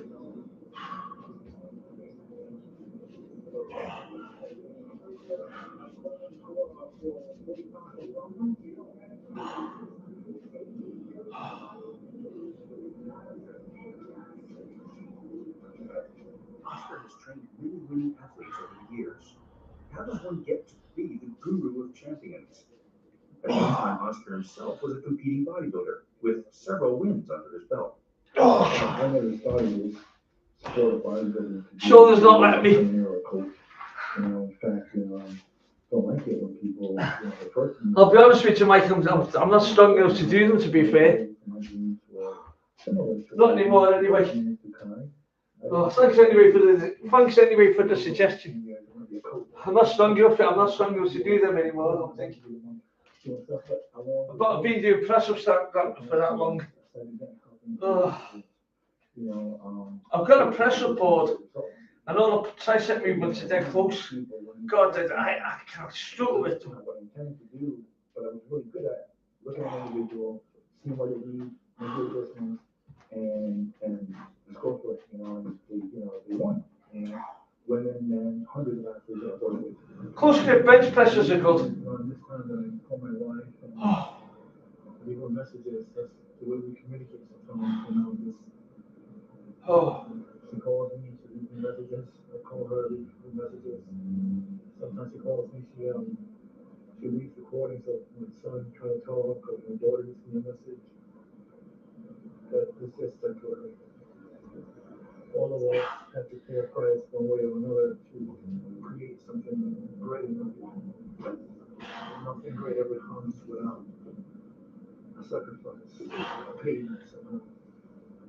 If it did, then it wouldn't be good.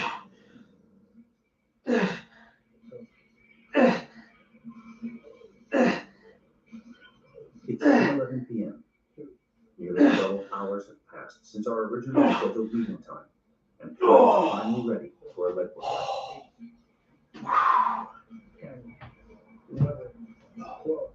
However, Oscar informs me that he won't be squatting tonight.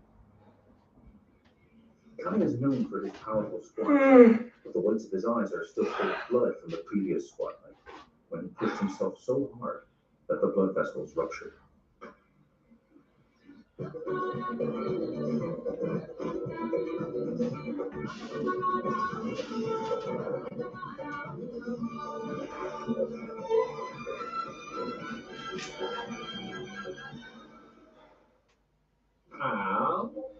Alice! Yes?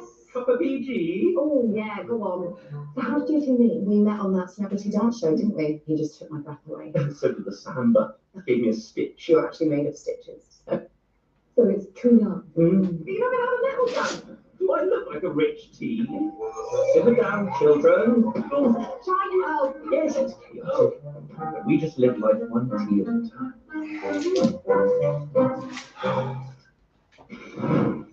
Despite this setback, the work must go on.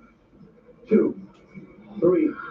The Olympia draws ever nearer, and time is running out. 3, 4. Nice.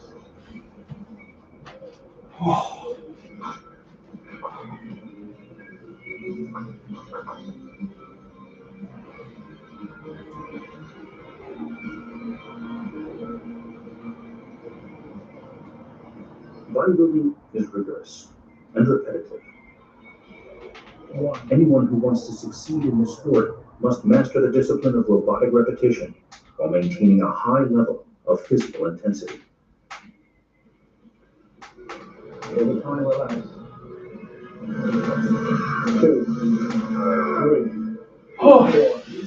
Yet even the most dedicated bodybuilder eventually comes face to face with the reality of flesh. 19, 20.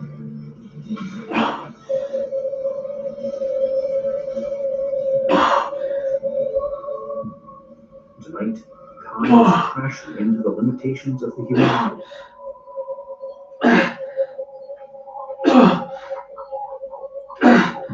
Again and again.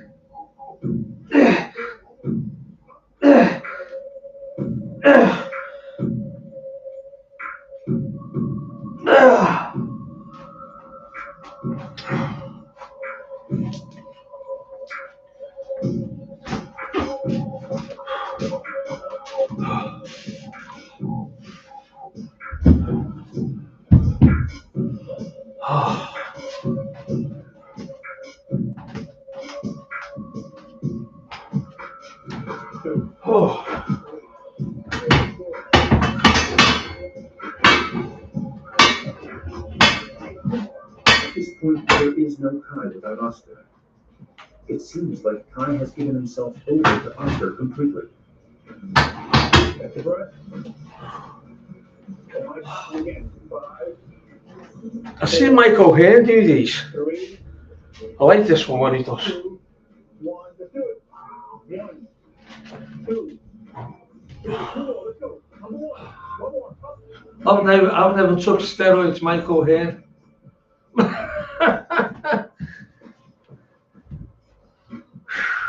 Oscar tries to explain what I am seeing in a way that I would understand. But there is nothing in my experience which I can relate to this. When they're training for that show, I pushed into the limit. And I know the Olympics, the quality competitors coming in here are much higher than the Arnold. So how do we face new competition or achieve a goal that we never achieved before? Or doing things that we haven't done before, pushing the body harder than we pushed before.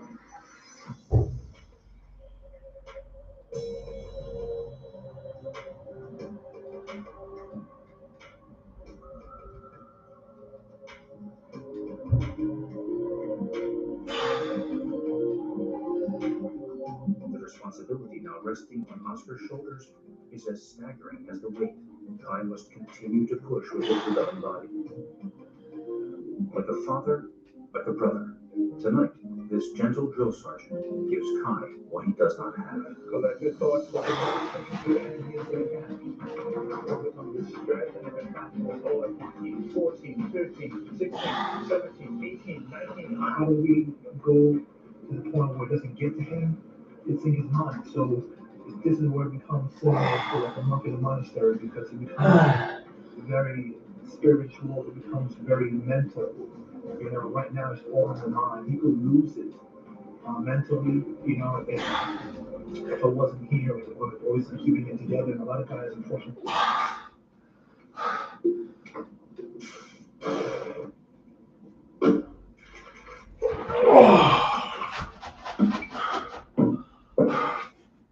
Hello, Spence. Right. Oh. All right, Spence.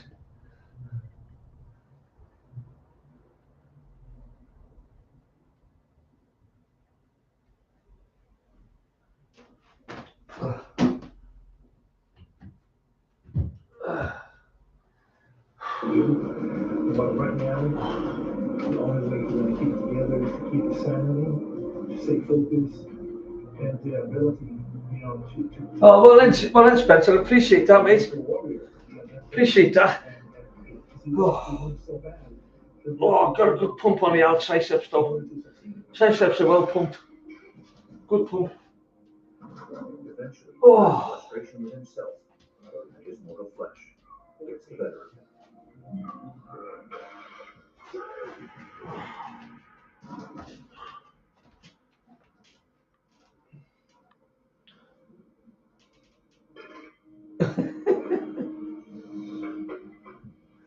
You catch your breath.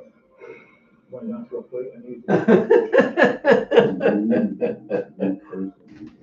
Oh my God. Oh. Oh man.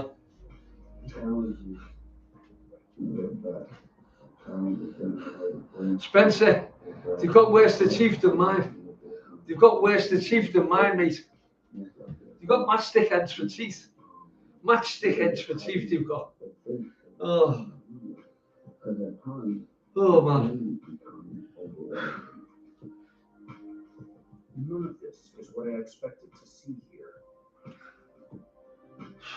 Is Vegas Kai's sanctuary or his prison? Hey! There's times when it felt like both. I think the times when it felt more like a prison would be the times when you might have needed to stop and reassess, who you were and why you're doing it. In fact, you're there in the purpose to exact your will on, a circumstance, to bring your will into fruition, create the reality that you want. So I guess in doing that reasoning, you realize everything wrong, and shit starts to look like that. Hey, I need to refocus my thinking. Maybe I'm away from the right thoughts that keep me grounded and this is a case where even failure is success. So the failure is not in the effort. And every earned eventually accomplish the end in that. You can then gain the full and complete power of determining what character, what types of thoughts we have. Oscar decides to let Kai off the hook. Based on what he sees, Kai can skip the next cardio session. But then, Kai surprises me. And Oscar.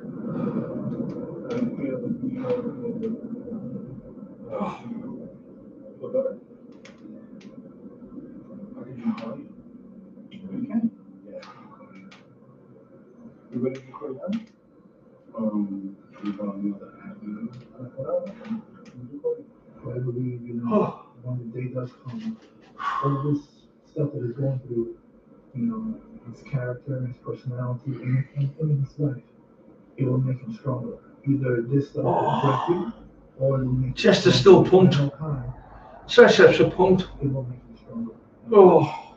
Because there's nothing else he can do to get ready for the show. Oh. I mean, if there was, we'd be doing it. At 2:40 in the morning, Kai returns to the gym for an hour of cardio.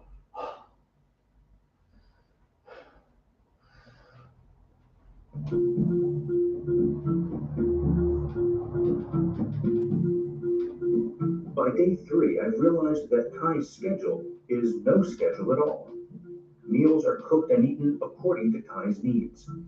If he's not ready to go to the gym, it's back to bed, eat another meal, and try again. A lot of people do sometimes a schedule or they're working with a coach or a trainer, they don't go with the guy tells them. I go basically what his body tells me. I go according to what his needs are, not trying to fit into a format of what I want him to do, but I do have some theories and ideas.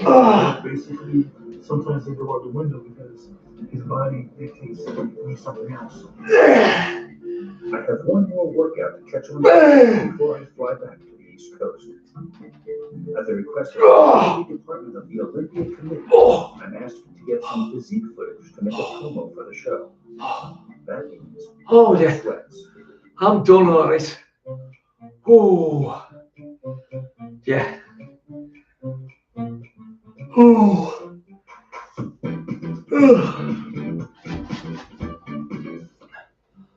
2 hours and 4 minutes, not bad. Not a bad workout. We're doing alright. Appreciate the support of everybody there tonight. Thanks very much. Oh.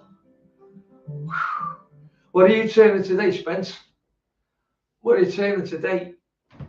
Oh.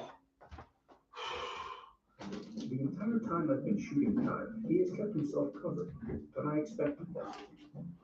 From what I know about him, it is his way. Oscar explains. You know, look,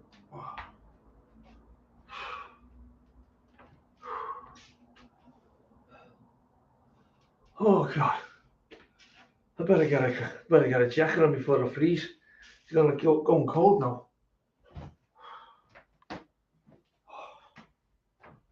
Oh.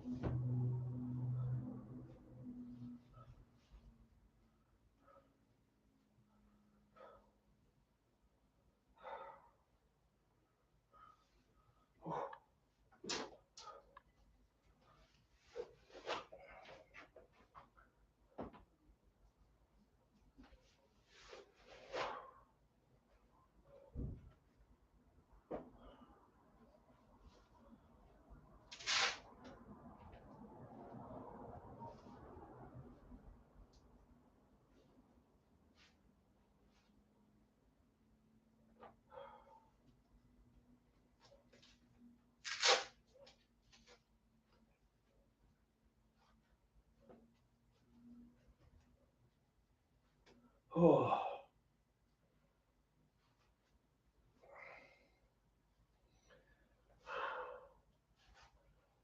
Oh God. Oh. Oh yeah. Pumps are yeah, good.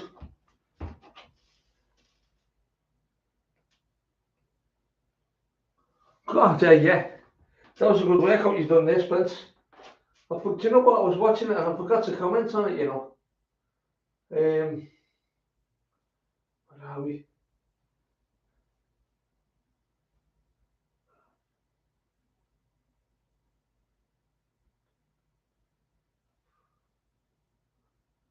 Um,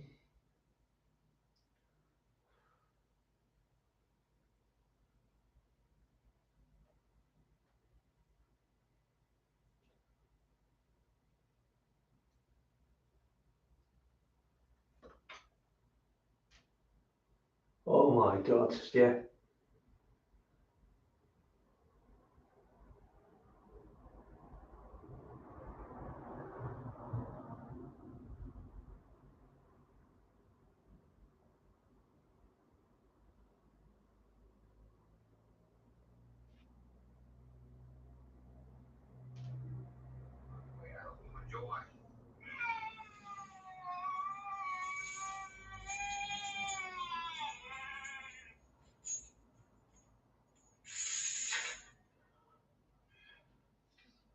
Oh my God, Spencer. 700-pound deadlift. 510 pounds plus 172 in chains at 207 pounds body weight. I hope you enjoy.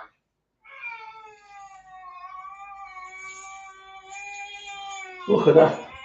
Spencer Graziano, look at this, look. This is bad form. Billy checking in with another lifetime PR, 510 pounds plus 172 in chains at 207 pounds body weight. I hope you enjoy.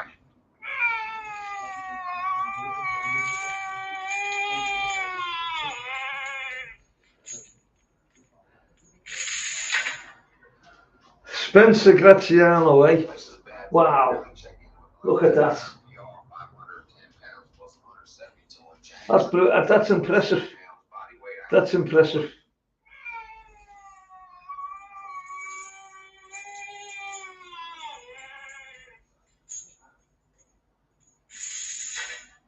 You must be about a foot off the floor on standing on the plate, Spencer, yeah?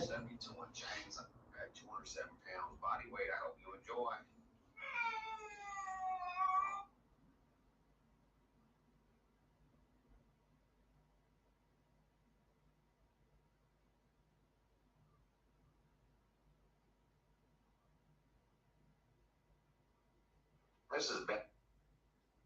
What makes a great leader? It's not the outfit they wear or the late nights they endure. Hey everybody, welcome to day 317. Body weight's down to 207 even. Let's look at a little bit of wildlife here first.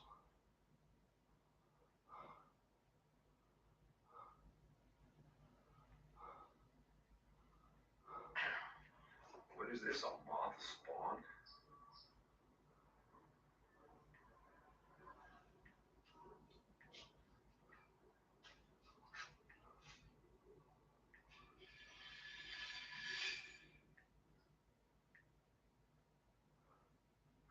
Okay, so I do the deadlift attempt at the end. Please follow in order because I'll talk about it and do a little recap as we go up to it. And also, I haven't had time to go back and read all the comments from yesterday, but the ones I read, I want to thank so far everyone that was giving me, positive vibes going into today's pool. Just off the top of my head, I can think of Jody, Greg Strong, Zach Boscovich, Will, Old Man Wilson, Jeremy, Lucky, Sean, everyone, yeah, thank you guys. I really appreciate that stuff. I'm sure you guys can relate to people in, in your life that don't really know or care much about lifting. And, for instance, I could tell my mom, and my mom will listen. She'll follow the numbers because she just, supports me so much throughout all the years, but she'll sit there patiently and listen to me tell her about, all the numbers and what I'm going to try to hit today. And then at the end, she'll just say, well, that sounds good, sugar, but don't hurt yourself.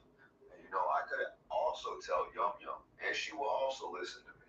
Well, kind of. She'll interrupt me and say, oh, I can lift 1,000 pounds, but that little Jimmy Johnson still ain't going to work. You've done well there, Spencer. That was a great lift, that, mate.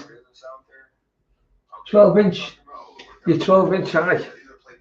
Yeah, well, we'd call that like 300 off the deck, 300 millimeters off the deck. But that's a 12 inch deficit, is it? Yeah. On the left side, I went from 20 seconds to 33, so I made significant increases here, I guess. And now that I think about it, my best with a 45-pound plate was only 46 seconds, so I'm sure I cheated somehow.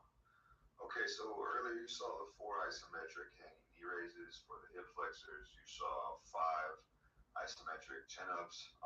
For the chin-ups, my plan is to do no dynamic chin-ups. Fantastic lifting, that, Spencer. Brilliant. So that's a 12 inch deficit. What the hell? Oh.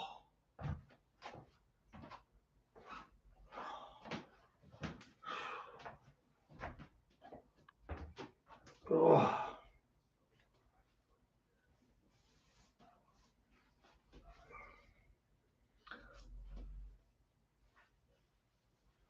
Oh.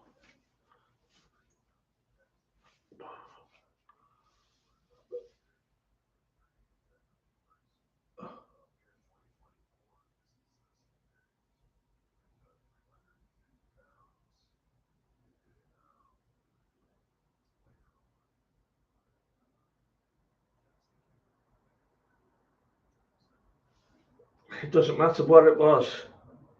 It's an achievement. It's a fantastic lift. No matter what do you know what? They should have that on a strongman competition.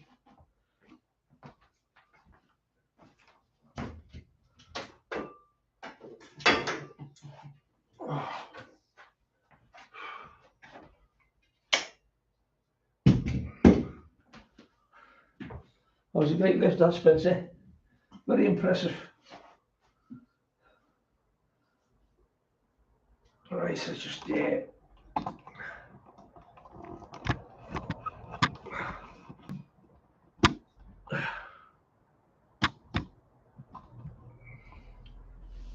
Right. Yeah, for everyone that's watching, just tune into that deadlift on Spencer Graziano Day. Absolutely brilliant, brilliant deadlift. What was it, £700 spent? £700 deadlift on a trap bar. And it was like a 300 deficit off the ground. He's that high off the ground. And he's lifting £700 deadlift. Fuck. That's brilliant.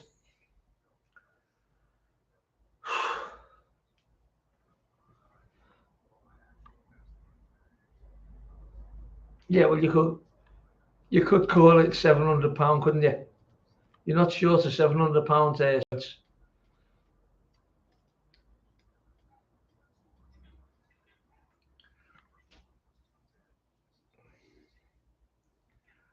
Bloody hell, that's a good deadlift, that, mate. That was a good deadlift, that.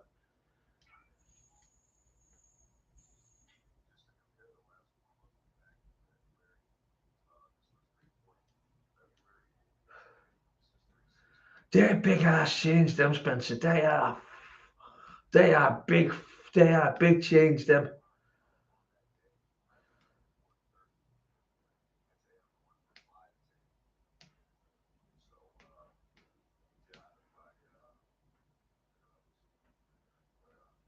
I probably couldn't lift one of them off the deck. Never mind, put it on the bar.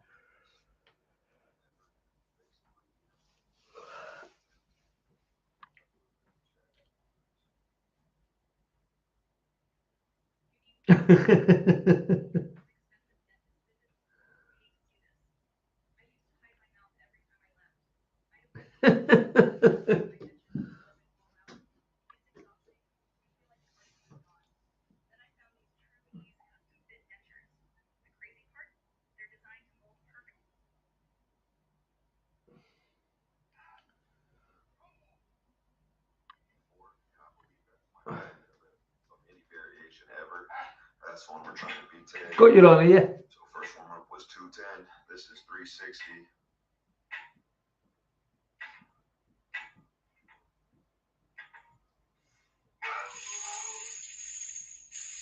And just to compare the last warm up back in February, this was 340 in February. How heavy is your? Oh, hello, Declan.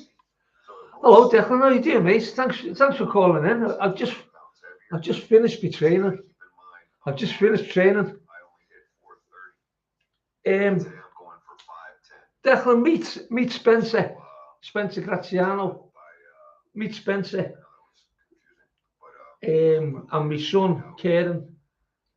And Mike's on as well. So we're attempting my best pool ever, basically here. So let's give it an attempt. We'll have a little bit of a chat afterwards. Yeah, Spencer, that's him there, look. I can't see it. Wow. Can't get it.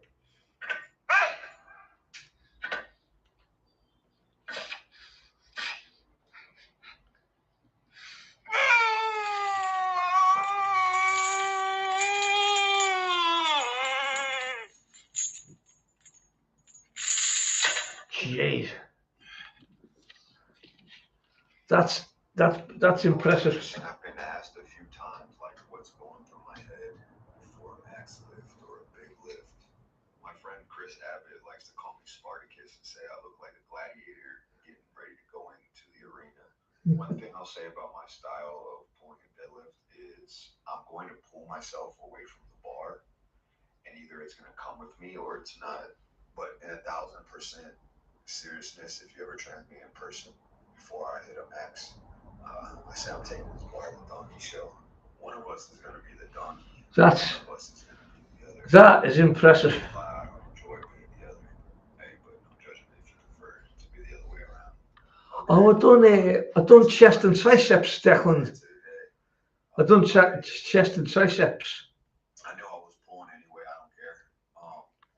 The right hip wasn't that I injured recently. I done because my shoulder's a bit knackered. I done mostly dumbbell work on my chest, and I done the band work as well with the bands.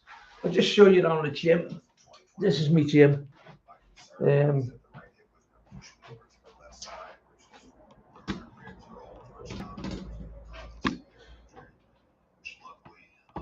All right. The first two warm-ups, I didn't feel anything. And then on the max, everything was good.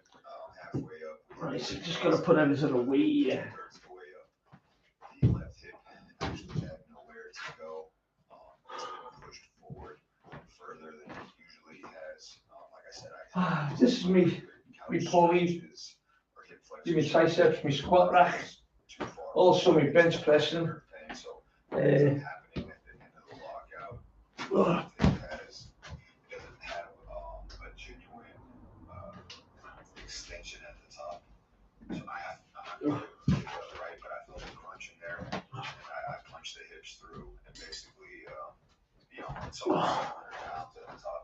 All that weight's being supported by my back. I've got Spencer on. I've got Spencer talking. His YouTube videos are brilliant. Again, with a straight bar out in front of you, my body probably just twists a little bit. And it's fine with the trap bar exposing all these things. So yeah, everything was extremely tight after that for the rest of the workout. And I think it's probably highly unlikely that those 3 other maxes Yeah. that I had this week are. So this is me. I've got 3 Olympic bars. That's the.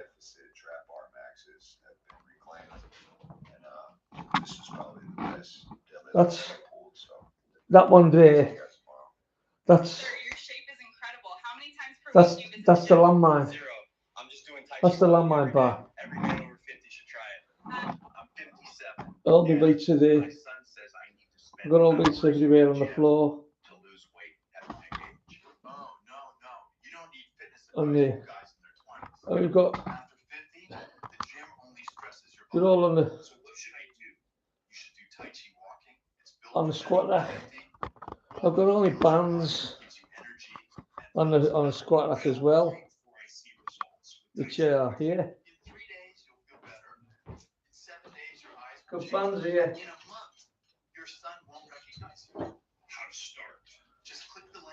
I use them on the do everything with them. They're all on here. All the bands are on here as well.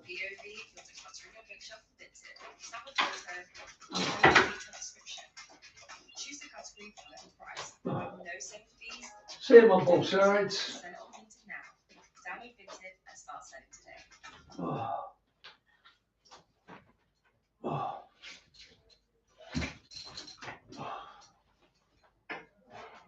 Same on both sides, got all workouts there. Do everything with them. Do pull-ups and everything. All different bands. Squats, squat racks there. 2 benches. I've got 2 benches. Got that one. My power bench. Preacher bench. My trap bar over here. Trap bar. There's my whiteboard workouts. I do a whiteboard. There's a punch bob. I like to have a good workout on him when I'm mad, when I'm crazy. My dumbbell racks here. Dumbbell rack.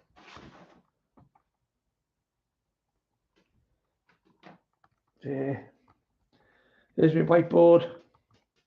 I write down all my workouts, what I'm doing. So it's quite a good, not a bad setup. I've got great support. I've got great support on YouTube. I've had a lot of help off Spencer. I've had a lot of help off my son, Kieran, and I've been doing this since COVID, really. Right.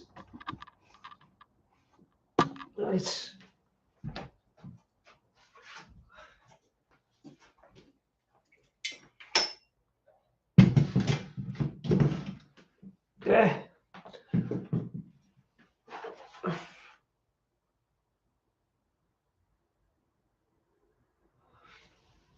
Well, I'm hoping to get a lap machine in here, but at the minute, I'm using the tricep, you know where the tricep bar is on the pulley. That I'm doing backs tomorrow.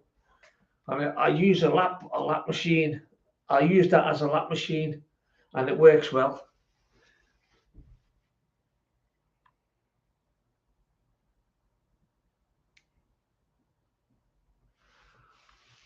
That's what it is with me, Declan. It's being trying to stay home. I'm hoping to get it around about Christmas time, and I've got a week's holiday, and I'm hoping to get it delivered, and I'll be here and I can set it all up.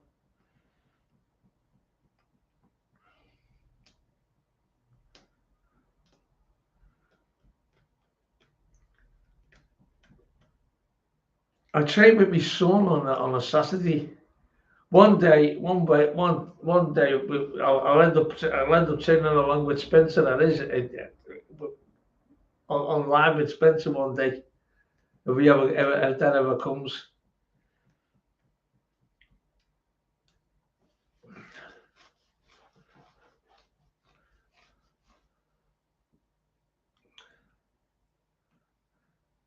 What have you been training today, Declan?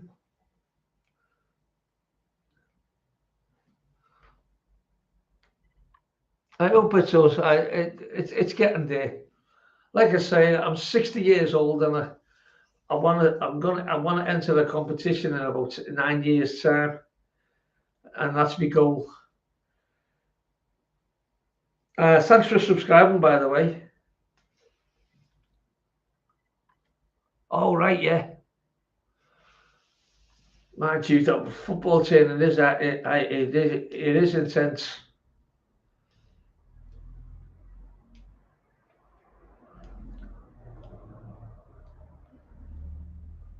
We used to do circuit training when we were kids, when we were young, and when we used to box and that. We used to do like a circuit training. That was hard enough. That was really hard.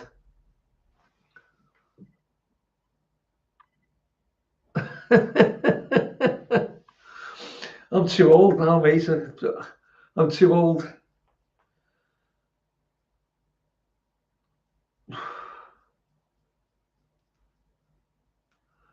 I'm trying to get my weights bigger.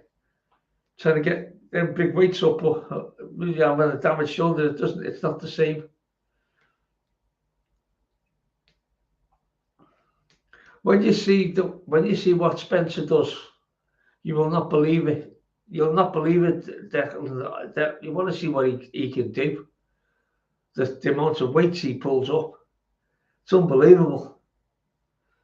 He makes it look dead easy. He makes £700 on a trap bar look like a piece of piss.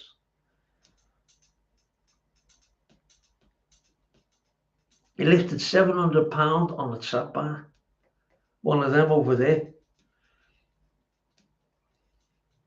With a 300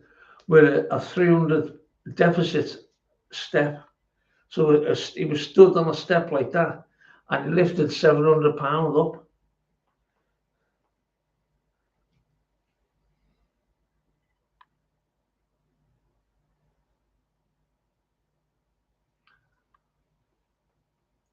He probably has, yeah. He's got a great setup in his garden. Like the guy though,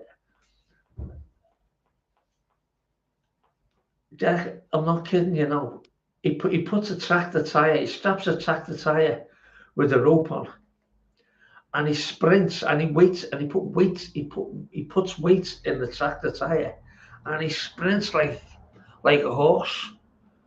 He actually gallops like he goes like mad. But bloody hell! I mean, I struggle doing farmers walks with £100 dumbbells. He sprints with a tractor tire filled with weights. I mean, sprints.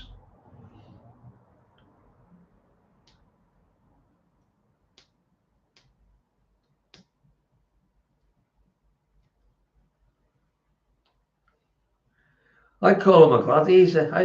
I call him a Spartacus. He trains like a gladiator waiting to go into the arena.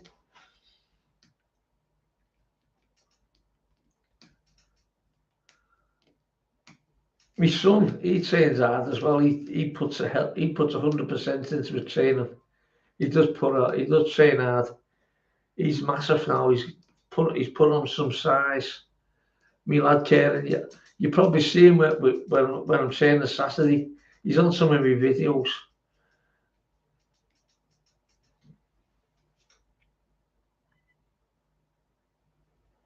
Okay, Deck, thanks for popping on, Declan. Hope to see you in the future, mate. Nice one. Thanks very much. It's been a pleasure.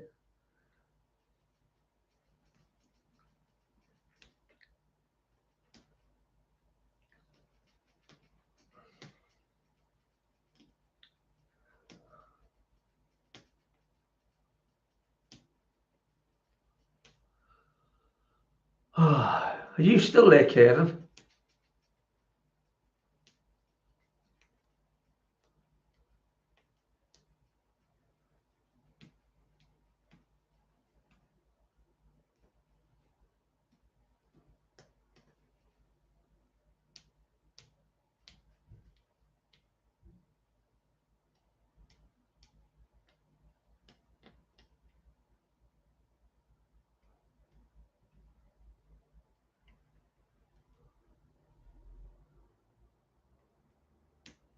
You still there, Spence?